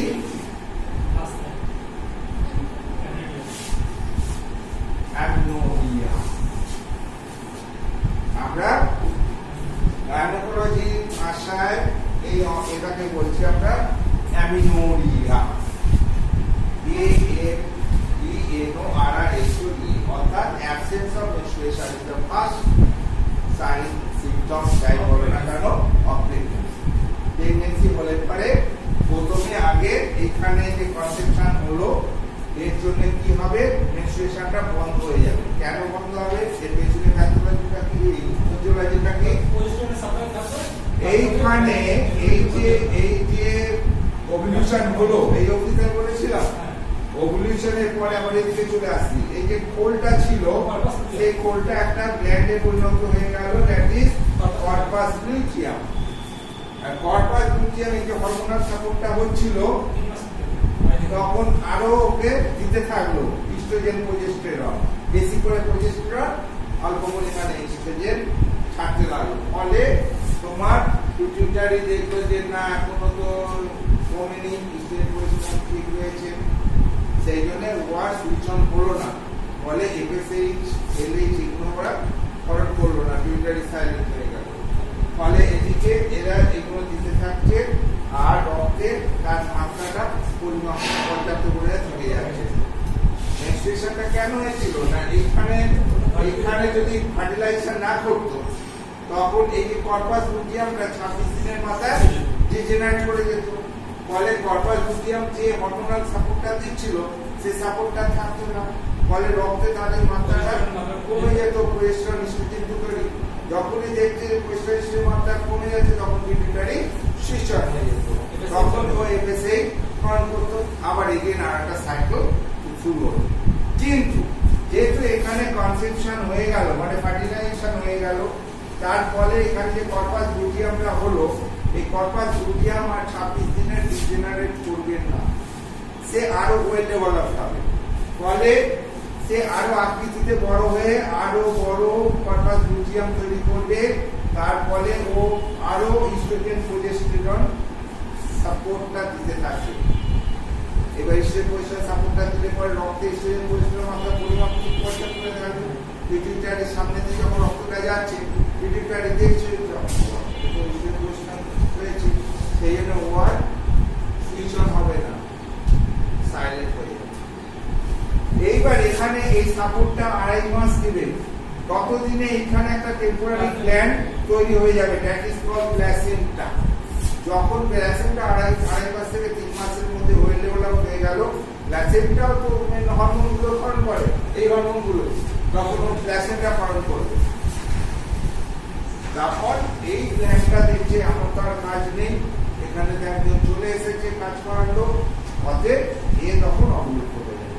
তার মানে প্রেগনেন্সি এলে পরে, কনসিভ করে গেলে কর্পাস লুটিয়াম 2 থেকে 3 মাস ফার্স্ট ট্রাইমেস্টারটা এই যে হরমোনাল সাপোর্টটা দিয়ে দেয়। তারপরে এখানে তোমার 3 মাসের মধ্যে প্ল্যাসেন্টা ওয়েল ডেভেলপ হয়ে যায়, তখন এই হরমোনাল ক্রিয়াকর্মটা প্ল্যাসেন্টা করে যায়। ঠিক আছে? তো এইখানে আমার কোশ্চেন কি হচ্ছে না, এই যে ঘটনার পেছনে আমাকে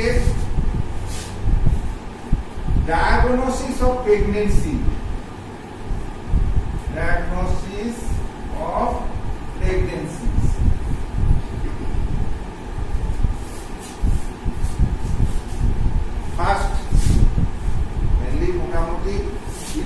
মধ্যেই করে ফেলতে হয় অ্যাকচুয়ালি এখন এত সজাগ যে প্রথম যে মিসপিরিয়ডটা হলো তারপরে অ্যালার্ট হয়ে যাচ্ছে মাদার, তো তখন যে আগে কি কারণে হলো সেটা জানার জন্য ডায়াগনোসিস অফ দ্য প্রেগন্যান্সি আদৌ হয়েছে কিনা সেটা আমাদের আগে জানতে হবে। এই ঘটনাটাকে বলছি আমরা ডায়াগনোসিস অফ প্রেগন্যান্সি। এইটা করতে গেলে আমাদের কি করতে হবে, তোমাদের একটা কোশ্চেন দিয়েছে what is pregnancy, how will you diagnosis the case of pregnancy of 12 weeks. অর্থাৎ ডায়াগনোসিস আমাকে 12 উইকসের মধ্যে করতে হবে। তো সেখানে ডায়াগনোসিস আমি কিভাবে করব, খুব সংক্ষেপে প্রথমে সাইন সিম্পটম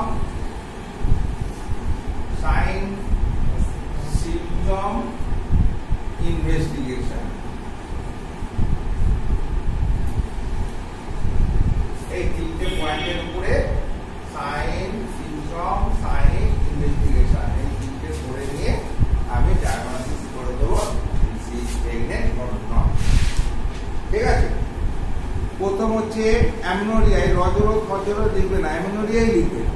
ঠিক আছে, প্রথম সিমটম হচ্ছে অ্যামনোরিয়া। সে ফার্স্ট এসে বলবে ডাক্তারবাবু আমার 29কে মেনস্ট্রুয়েশনটা মানে পিরিয়ডটা হওয়ার কথা ছিল, আগের মাসে 8 তারিখে হয়েছিল, এই মাসে আর হচ্ছে না, হয়নি। তার সঙ্গে কি হচ্ছে না, সকালে যে ঘুম থেকে উঠছি তখন মাথাটা ঘুরছে, বমি বমি ভাব পাচ্ছে, বমি হচ্ছে। ঠিক আছে, তারপরে কি বলবে না পায়খানা ঠিক মতো পরিষ্কার হচ্ছে না। তারপরে কি বলবে পেচ্ছাপে ঘন ঘন পেচ্ছাপের বেগ পাচ্ছে। আর কি বলবে স্তনগুলো মানে আর কি ব্রেস্টগুলো একটু ভারী ভারী মনে হচ্ছে, আর কিছু মনে যেন কিছু একটা ছুট ফোটা। ঠিক আছে, pricking sensation in the breast. ঠিক আছে, তো এই সিম্পটমগুলো যখন বললো তারপরে কিছু সাইন দেখতে হবে। সাইনের মধ্যে ব্রেস্ট সাইন বলেছিলাম, ব্রেস্টের মধ্যে কি কি সাইন দেখা দেবে আর্লি অবস্থায়, ব্রেস্টের উপরে যে ভেনগুলো আছে ভেনগুলো প্রমিনেন্ট হবে, মোটা হবে। তারপরে স্কিনের উপর থেকে ভেনগুলো দেখা দেবে। ব্রেস্টের যে নিপিল তার চারদিকে যে কালো দাগটা কি বলেছিলাম অ্যারিওলা, এই অ্যারিওলার মানে এরিয়াটা বাড়বে, প্রসারিত হবে এবং অ্যারিওলাটা আরো পিগমেন্টেড হবে, আরো ডার্ক হবে। আর কি বলেছিলাম এই অ্যারিওলার মধ্যে ঘামাচির মতো চারদিকে নিপিলকে কেন্দ্র করে গোল করে ছোট ছোট ছোট ছোট উদ্বেগ বেরোবে। এদেরকে কি বলেছিলাম মন্টোগমেরিস টিউবারকল। এই সাইনগুলো তোমাকে বলতে হবে। এগুলো হচ্ছে আর্লি সাইন প্রেগন্যান্সি। এই সাইনগুলো থাকবে।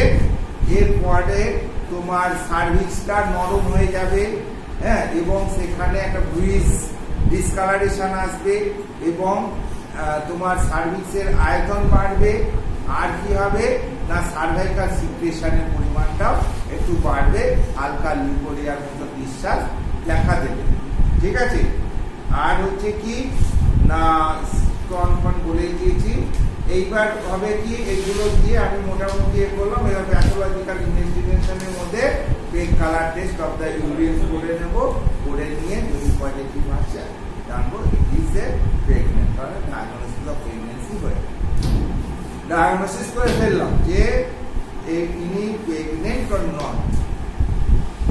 এই সাইন সিমটম আর এই প্যাথোলজিক্যাল ইনভেস্টিগেশনের সাহায্যে আমরা, এছাড়া ইউএসসি করা যায়, হ্যাঁ, অত দরকার পড়ে না।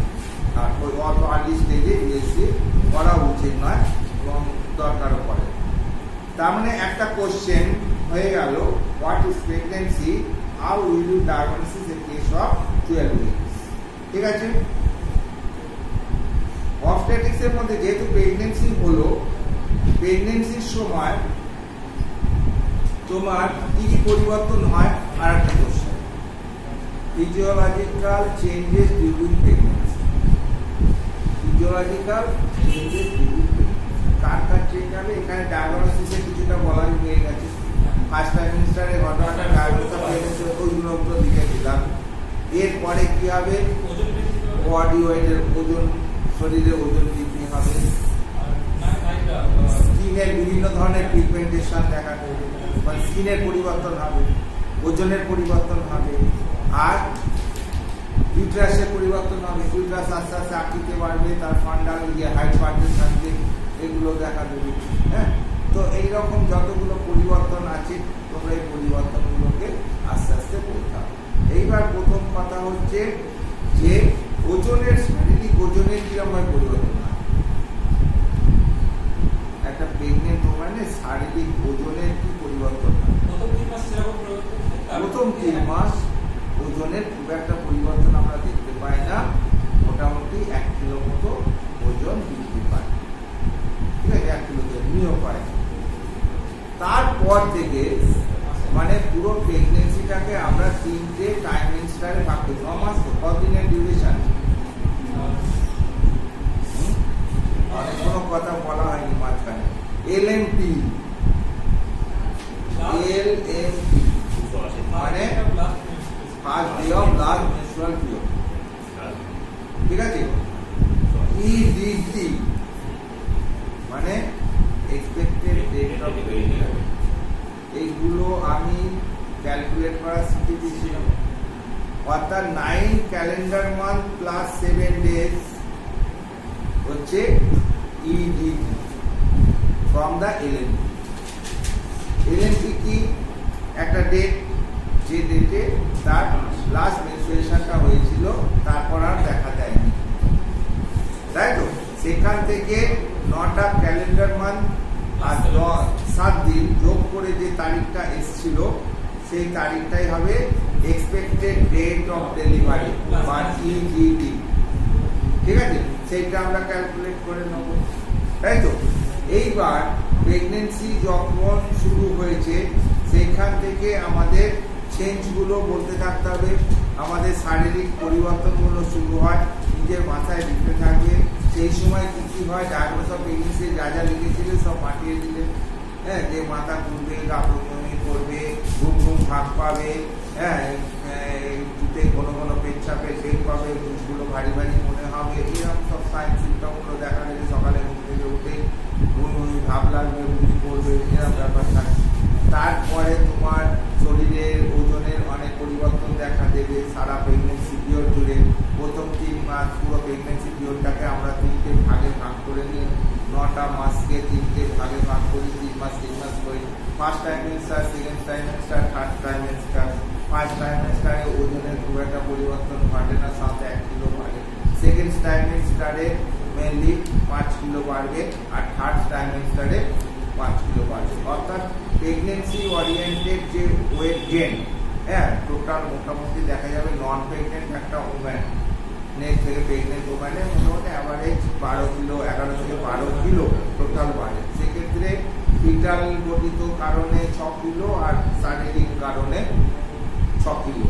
ফিটাল গঠিত কারণে বলতে যাচ্ছি মানে প্রেগনেন্সি রিলেটেড কারণে, সেখানে ধরো ইউটেরাসটা আকৃতিতে বাড়বে। একটা নন প্রেগনেন্ট ইউটেরাসের ওজন কত? 50 থেকে 80 গ্রাম।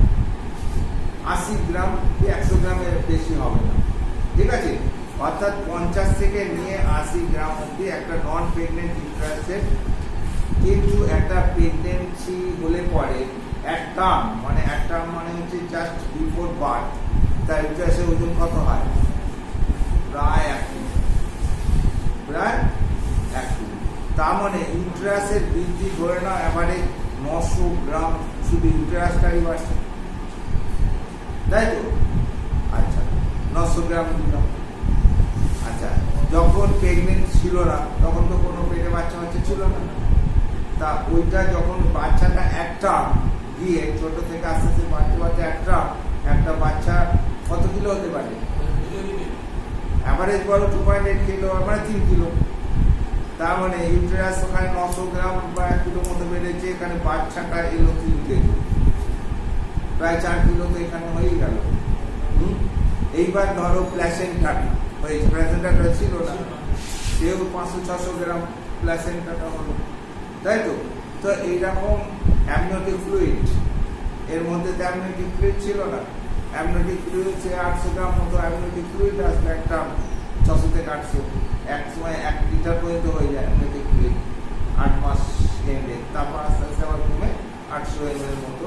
দাঁড়ায়। তো এইগুলো টোটাল ধরলে পরে দেখা যাবে 6 কিলো এদিকে প্রেগনেন্সি রিলেটেড বাড়ছে। আর বডিতে ইন্টারসেলুলার পেসে ফ্লুইডের পরিমাণ বাড়বে প্রায় 1.5 লিটার, রক্তের পরিমাণ বাড়বে 2.5 লিটার।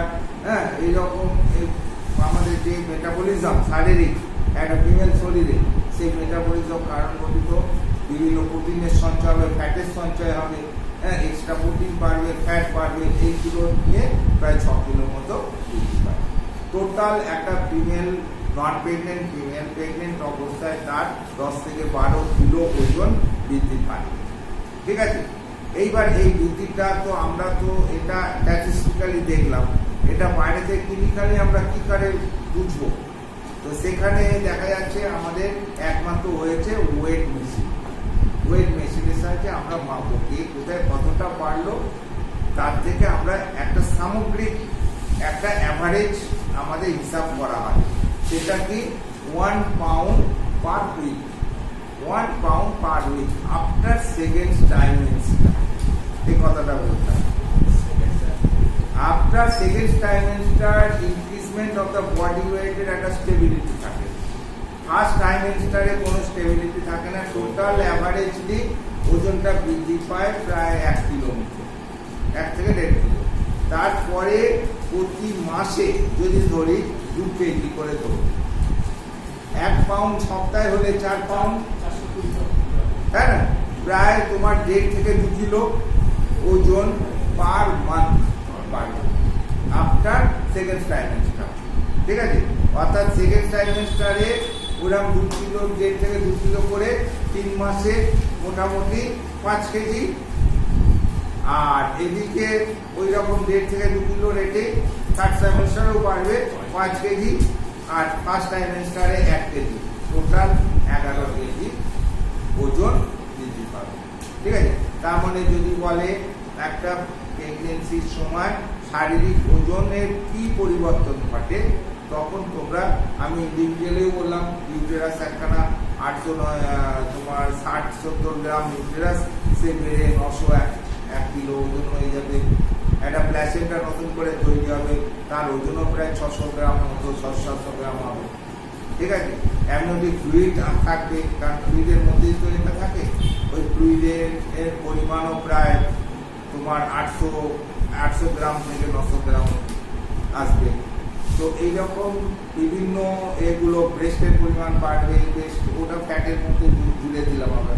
শরীরে যে ফ্যাটের পরিমাণ 1-1.5 কিলো বাড়বে, প্রোটিনের পরিমাণ বাড়বে, রক্তের পরিমাণ বাড়বে, ইন্টারসেলুলার পেসে লিকুইডের পরিমাণ বাড়বে। এইগুলো টোটাল বাড়াটা হচ্ছে 6 কিলো ওই দিকের বাড়াটা। আর এই দিকে তোমার placenta, amniotic fluid, foetus, uterus এইসব নিয়ে মোটামুটি 6 কিলো বাড়বে। তাহলে একটা ফিমেলের ডিউরিং প্রেগনেন্সি পিরিয়ডে প্রায় 11 থেকে 12 কিলো বাড়বে।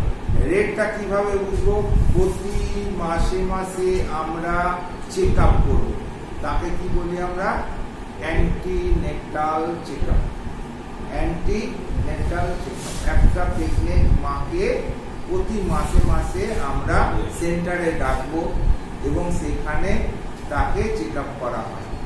কি কি চেক আপ করা হয়?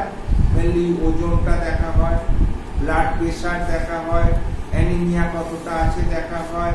হ্যাঁ, এরকম সব কিছু জিনিসগুলোকে আমরা ওর সিস্টেমিক্যালি কোনো ধরনের সাইন সিমটম রোগ হচ্ছে কিনা, কোনো অসুবিধা হচ্ছে কিনা, ফিটাস ঠিক মতো নাড়াচাড়া করছে কিনা, এইসব ব্যাপারগুলো প্রতি মাসে মাসে তাকে যাচ করায় আপ টু 7 মান্থ। তারপরে 7 মাস কভার হয়ে গেলে 15 দিন অন্তর তাকে চেক আপে আসতে হয় আপ টু 38 উইকস। 38 উইকসের পরে হপ্তায় টিল ডেলিভারি।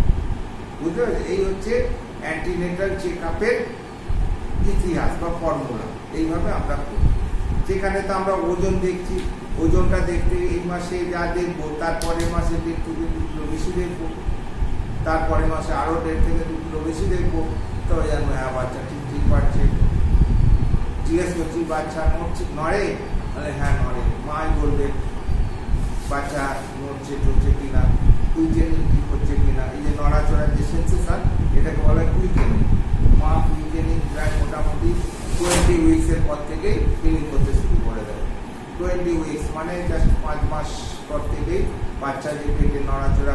এটা মা বুঝতে পারে। এইটাকে বলি আমরা কুইকেনিং। মাল্টিপ্যারারা আরো আগে বুঝে যায়। মাল্টিপ্যারা মানে একের বেশি যারা অধিক যারা মা হয়েছে, হ্যাঁ, তারা আরো তাড়াতাড়ি বুঝতে পারে। পাইমিকেরা যারা পাইমিগ্যামিরা যারা তারা বুঝতে দেরি করে, কারণ আগে তো তাদের কোনো অভিজ্ঞতা নেই, সেই জন্য। বুঝতে পেরে? হ্যাঁ, পিটার হার্ট রেট দেখা যায়, ওটাও প্রায় 16 সপ্তাহ পর থেকে পিটার হার্ট রেট আমরা ইজিলি ফাইন্ড আউট করে ফেলতে পারি। বুঝতে পেরেছো?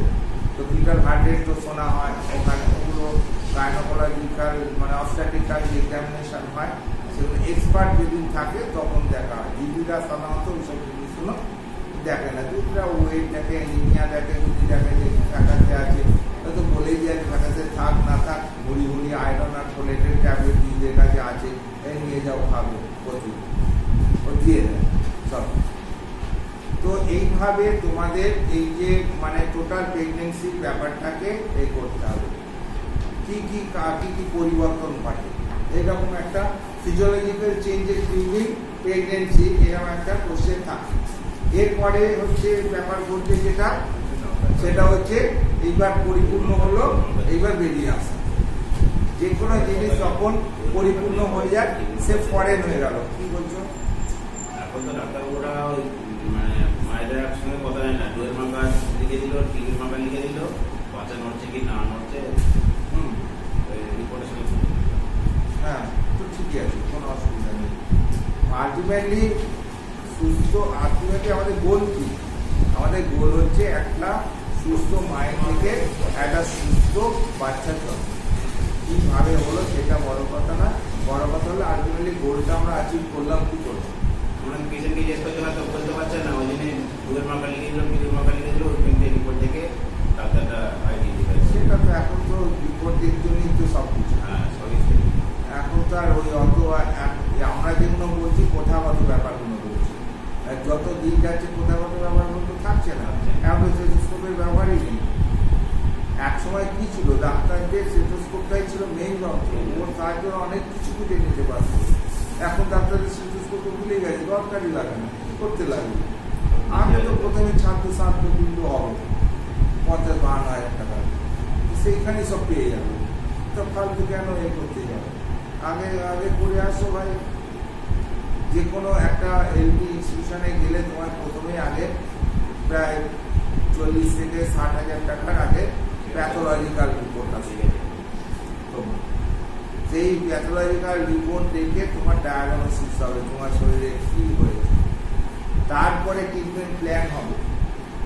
এই প্ল্যানে তোমার এই 5-6 লাখ টাকা খরচা আছে। দেখো তুমি পারবে, এগ্রি?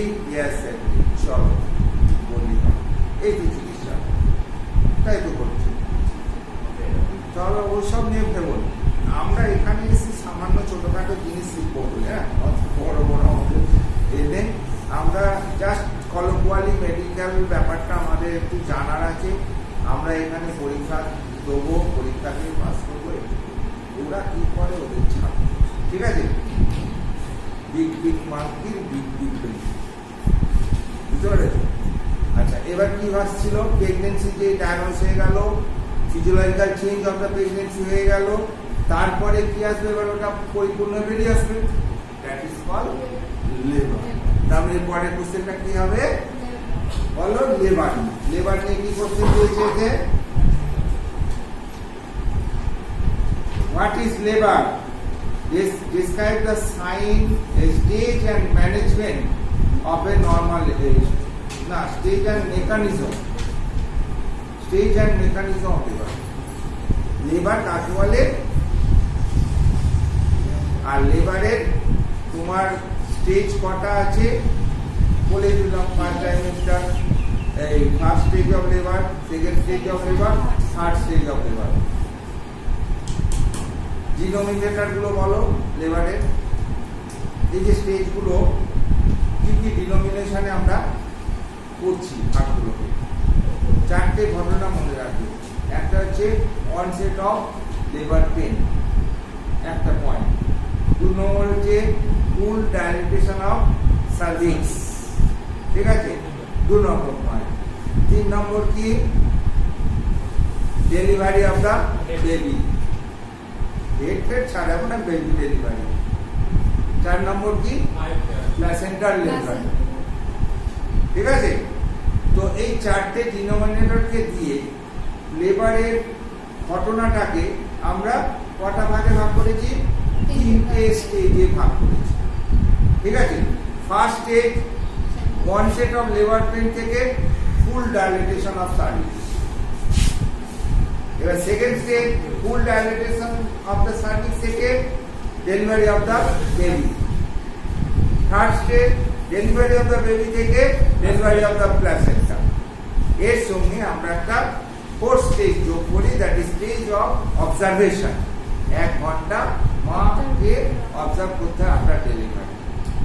ঠিক আছে, এটাকে আমাদেরকে ফোর্থ স্টেজ হিসাবে ইনক্লুড করে, কিন্তু মেনলি 3টে স্টেজ বললে তোমাদের হবে। তার মানে এর লেবারের কটা স্টেজ?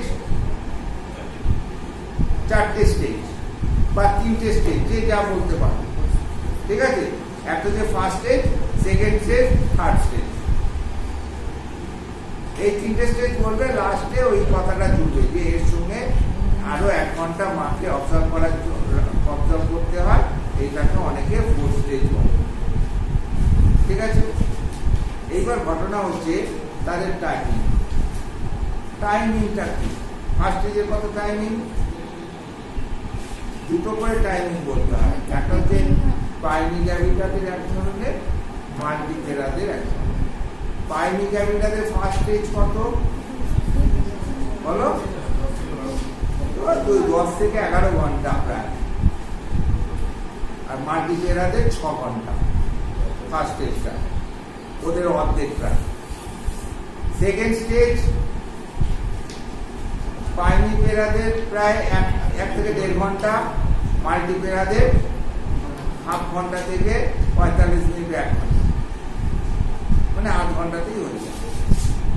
আর থার্ড স্টেজ দুজনেরই 15 মিনিট, 5 থেকে 15 মিনিট। ঠিক আছে, এবার যদি বলে ফার্স্ট স্টেজ কখন থেকে কখন, কিন্তু ওরালে ধরবে, সেই জন্য মুখস্থ রাখতে হবে। ফার্স্ট স্টেজ কখন থেকে কখন, এই তো বলে দিলাম। কখন থেকে কোন ঘটনা থেকে কোন ঘটনা? লেবার পেইন থেকে ফুল ডাইলেটেশন। ফুল ডাইলেটেশন সার্ভিস মানে 4 ফিঙ্গার ডাইলেটেশন। সার্ভিসের মুখটা দিয়ে আমার 4টে আঙুল যখন প্রবেশ করে যাচ্ছে, তখন জানবে 4 ফিঙ্গার ডাইলেটেশন।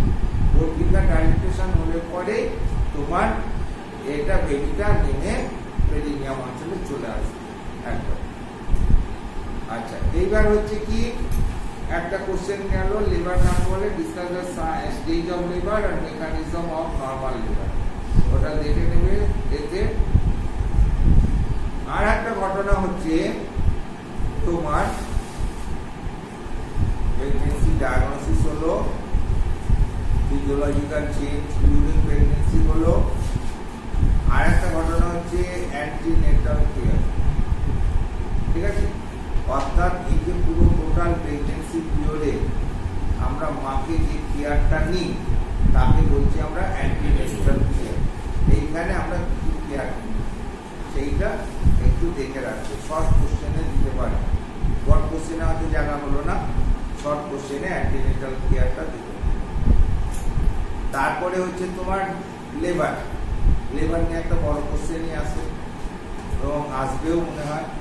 সেটা হচ্ছে তোমার বললাম what is labour, discuss the stage and mechanism of normal লেবারের স্টেজ এবং এগুলো। আর একটা হচ্ছে যখন অ্যান্টিনেটাল কেয়ার চলছিল তখন অ্যান্টিনেটাল কেয়ারের কিছু আনওয়ান্টেড ডিসঅর্ডার আমরা দেখতে পাই। তার মধ্যে একটা হচ্ছে hypertensive disorder of during pregnancy. সেই জন্যই আমরা প্রেশারটা অ্যান্টিনেটাল চেকআপের সময় মাপার জন্য করা হয়, প্রেশারটা ঠিক আছে কিনা দেখা। অনেক সময় কি হয়, প্রেগন্যান্সি থাকাকালীন প্রেশার বেড়ে যেতে পারে, সেই ঘটনাটাকে বলছি আমরা হাইপারটেনসিভ ডিসঅর্ডার ডিউরিং প্রেগন্যান্সি। এই ঘটনা ঘটলে পরে দুটো রোগের সৃষ্টি হয়, একটা হচ্ছে প্রি এক্লেমসিয়া আর একটা হচ্ছে এক্লেমসিয়া। ঠিক আছে, সেই জন্যে অনেক সময় তোমাদের দেয় discuss the sign symptom of pre eclampsia and eclampsia, enumerate their management, এবং এরকম কন্ডিশনে তোমরা কি ম্যানেজমেন্ট করবে সেটাও তোমাদের দিয়ে দেওয়া আছে। Normal what is normal labour, give the management the labour stage, discuss the stage and mechanism of normal labour, সুন্দর করে লিখে দেওয়া আছে। First stage, second stage, fourth stage সব দেওয়া আছে। এই দেখো তারপরে 5 নম্বর কোশ্চেনটা দেওয়া আছে প্রি এক্লেমসিয়া আর এক্লেমসিয়া। খুব ভালো করে আজকে পড়ে ফেলবে। হ্যাঁ, প্রি এক্লেমসিয়া হচ্ছে একটা লক্ষণ সমষ্টি। ঠিক আছে, যেখানে কি কি হয় লক্ষণগুলো মনে করবে। এটা একটা লক্ষণ সমষ্টি, সেখানে কি কি লক্ষণ আছে? রক্তের চাপ বেড়ে যাবে কতটা, 140/90 এর বেশি হবে। ঠিক আছে, গর্ভবতী মায়ের ওজনের অস্বাভাবিক বৃদ্ধি হবে। আর কি, গর্ভবতী মায়ের সারা শরীরে ফুলে যাবে, সারা শরীর ফুলে যাবে, আর প্রস্রাবের পরিমাণ কমে যাবে। সিনড্রোম মানে হচ্ছে সিমটম কমপ্লেক্স। প্রি এক্লেমসিয়া এমন একটা লক্ষণ সমষ্টি, এমন একটা সিনড্রোম যেটা প্রেগনেন্সির সময় আমরা দেখতে পাই। সেখানে কি দেখতে পাই না, অ্যান্টিনাটাল চেকআপের ফলে আমরা যদি কোনো মহিলার দেখি যে উত্তরোত্তর প্রেশারটা বাড়ছে, এই মাসে এলো এক ধরনের প্রেশার মাপলাম, তারপরের মাসে দেখলাম 20 বেড়ে গেছে, তারপরের মাসে 20 বেড়ে গেছে, এবং যদি দেখা যায় ওনার ওজন যে হারে বাড়ার কথা তার থেকে বেশি হারে বাড়ছে, আর যদি দেখা যায় যে শরীরে ইডিমা, যদি শরীরে ফোলা ভাব দেখা দিচ্ছে, এবং যদি ইতিহাস নিয়ে দেখা যায় যে আগে যে পরিমাণে পেচ্ছাপ হতো এখন পেচ্ছাপের পরিমাণ কমে গেছে, তখনই তোমাকে সাসপেক্ট করতে হবে কেস অফ প্রি এক্লেমসিয়া। বুঝা গেল? সেই জন্য বলছে প্রি এক্লেমসিয়া একটা লক্ষণ সমষ্টি, সেখানে ওই লক্ষণগুলোর নাম নিজের ভাষায় বলে, রক্তের চাপ বাড়ে, শরীরে ওজন বাড়ে, শরীরে পোড়া দেখা যায়, পেচ্ছাপ পোড়া কমে যায়। এই ছোট ছোট ভাবে নিজের ভাষায় কথাগুলো বলো, শুধু এত হ্যাঁ যাওয়ার কিছু দরকার নেই। রক্তের চাপ বেড়ে যায়, ওজন বেড়ে যায়, শরীরে পোলার ভাব দেখা দেয়, আর পেচ্ছাপের পরিমাণ কমে যায়। এই 4টে সিমটম দিয়ে বলবে, এই সিমটম কমপ্লেক্সগুলো একসঙ্গে ইউজ করে যদি কোনো মায়ের মধ্যে দেখা যায় তখন তাকে বলা হয় প্রি এক্লেমসিয়া। এইরকম কেসে কি করতে হবে, মাকে তখন ম্যানেজমেন্ট করতে হবে। ম্যানেজমেন্টের মধ্যে যে জিনিসগুলো দেওয়া আছে সেগুলো অ্যান্টিনাটাল চেকআপ দিতে হবে, রেস্ট দিতে হবে, হ্যাঁ, পুষ্টিকর খাবার দিতে হবে, তারপরে নিয়মিত বিশ্রাম নিতে হবে, তারপরে যে তেল লবণ জাতীয় যে প্রেশার বেড়ে যায় সেসব খাবার নিষিদ্ধ করে দিতে হবে। প্রস্রাবের পরিমাণ যদি কমে যায় তবে ডায়াবেটিস প্রেশার বাড়াতে হবে। হ্যাঁ, ব্লাড প্রেশার খুব বেড়ে গেলে অ্যান্টি হাইপারটেনসিভ ঔষধ দিতে হবে। ঠিক আছে, ব্যাসে সুন্দর করে লিখে দেওয়া আছে, ফাটাফাট করে এগুলো না বলে। এবার এক্লেমসিয়া কাকে বলে? প্রি এক্লেমসিয়া। এক্লেমসিয়া হচ্ছে প্রি এক্লেমসিয়া যখন খেচুনিতে পরিণত হয়ে যায়, মানে কনভালশন দেখা দেয়, তখন তাকে বলছি আমরা এক্লেমসিয়া। এবার প্রতিটা কনভালশনের 4টে স্টেজ থাকে, সেরকম এখানেও এক্লেমসিয়ার 4টে স্টেজ আছে। ঠিক আছে, ওই স্টেজগুলো তোমাকে বলতে হবে। Premonitory stage, tonic stage, clonic stage, আর stage of coma. Management eclampsia যদি হয়ে যায়, খেচুনি রোগের যে ম্যানেজমেন্ট, সেই ম্যানেজমেন্টই আমাদের দিতে হবে। পুরো শান্ত অন্ধকার ঘরে রাখতে হবে, বাইরের কোনো উৎপাত, বাইরের কোনো উত্তেজনা যাতে পেশেন্টের গায়ে এসে না পৌঁছায় সেগুলো আমাদের দেখতে হবে। রোগীকে টোটালি বিশ্রামে রাখতে হবে, ঘুম পাড়াবার ওষুধ দিয়ে রোগীকে ঘুম পাড়িয়ে দিতে হবে। Pulse, blood pressure, respiratory rate, এইসবগুলো ঘন ঘন চেক আপ করে দেখতে হবে। তারপরে তোমার ড্রিপ দিতে হবে, 5% ডেক্সট্রোজ দুধ দিতে হবে। এরকম বিভিন্ন চিকিৎসা পদ্ধতিগুলো আছে, সেগুলো এখানে যে কটা মনে পড়বে লিখে দেবে। হয়ে গেল বড় কোশ্চেন। ছোট কোশ্চেনে লেবার পেন, অ্যান্টিনেটাল কেয়ার তো বলেই দিলাম। হ্যাঁ, এইগুলো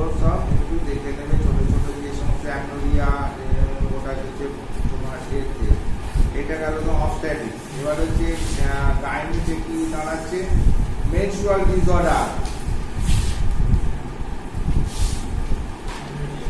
যতগুলো মেনস্ট্রুয়াল ডিসঅর্ডার আছে সব পড়ে নেবে। হ্যাঁ, ডিসমেনোরিয়া, মেনোরেজিয়া, অ্যানোরিয়া, হ্যাঁ, ক্রিপ্টোমেনোরিয়া এগুলো।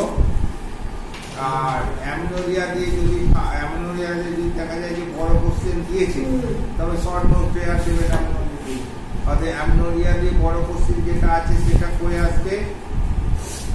আর লিউকোরিয়াটা করবে। লিউকোরিয়া কাকে বলে, লিউকোরিয়ার কারণগুলো। হ্যাঁ, আর একটা এ আছে, দেখবে তোমাদের পেলভিক পেন বলে একটা গাইনোকোলজিতে কোশ্চেন দেওয়া আছে, মানে পেটে যন্ত্রণা। বিভিন্ন গাইনোকোলজিক্যাল কন্ডিশনের জন্য তল পেটে ব্যথা হয়, সেই তল পেটে ব্যথাটাকে বলছে আমরা pelvic pain. Dysmenorrhoea, primary dysmenorrhoea, secondary dysmenorrhoea, এই দুটোর পার্থক্য। Genital collapse. আচ্ছা বলো, তোমাদের কি দিয়েছে গাইনিতে? কি কি দিয়েছে? গাইনিতে কি কি দিয়েছে? হ্যাঁ, মানে অ্যামনোরিয়া দিয়েছে তো?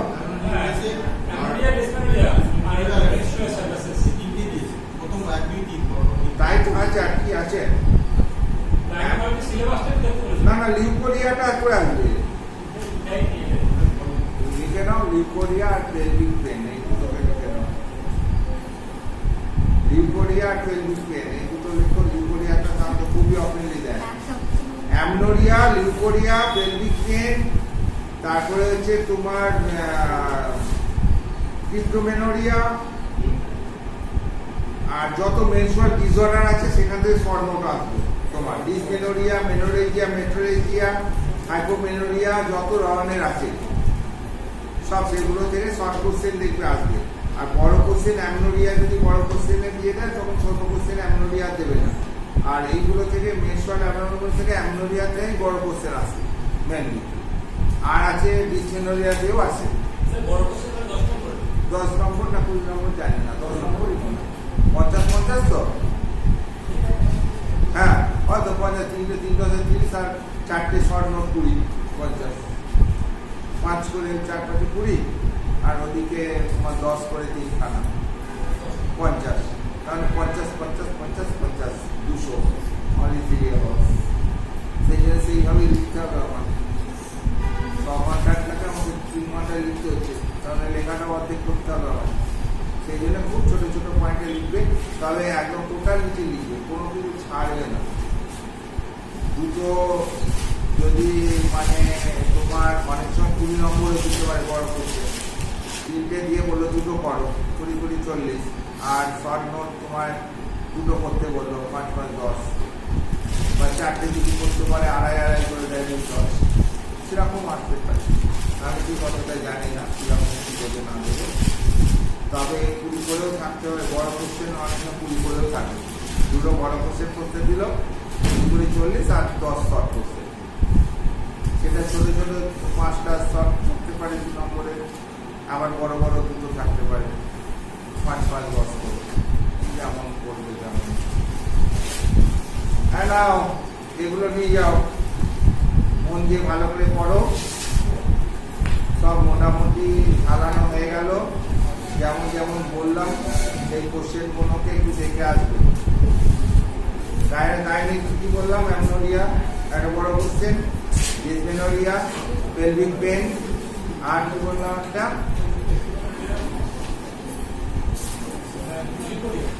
লিউকোরিয়া। গ্যাস লিউকোরিয়াটা বলবে না, লিউকোরিয়াটা খুব সোজা, দুটো কারণগুলো দেখে নেবে। লিউকোরিয়া সোজা না, সাদা স্রাব, ভ্যাজাইনা দিয়ে যখন সাদা স্রাব বেরিয়ে আসে তখন তাকে লিউকোরিয়া বলে। এবার লিউকোরিয়ার কারণগুলো উল্টো লিখে যাবে। তবে ম্যানেজমেন্ট লিউকোরিয়া ম্যাক্সিমাম কমজোরি যে হয় সেখানে প্রমোশন অফ দ্য হেলথ একটা হয়ে, আর হচ্ছে কারণগতভাবে চিকিৎসা, মানে যে কারণে হচ্ছে সেই কারণগুলোকে হ্যাঁ, ফাঙ্গাল ইনফেকশন, ব্যাকটেরিয়াল ইনফেকশন হতে পারে, প্যারাসাইটিক ইনফেকশন হতে পারে, যে ইনফেকশন সেই দিতে হবে।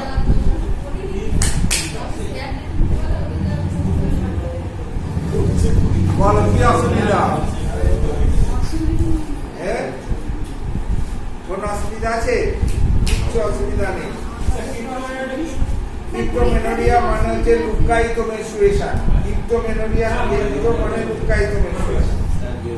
মেনস্ট্রুয়েশন হচ্ছে বাইরে আসছে না, that is cryptomenorrhoea. Imperforate hymen is the main cause, সবচেয়ে কমন কজ। এছাড়া অনেক অন্য কারণ আছে।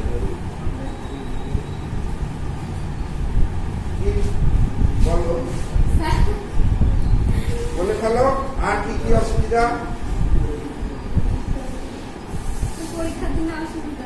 পরীক্ষার দিনে অসুবিধা, সেটা তো এটা আমাদের পড়া সংক্রান্ত বলো, যে যা যা বললাম 4টে সাবজেক্ট আগে পড়া হয়ে গেল। 4টে সাবজেক্টই সামনের দিনে তোমরা পরীক্ষায় বসবে।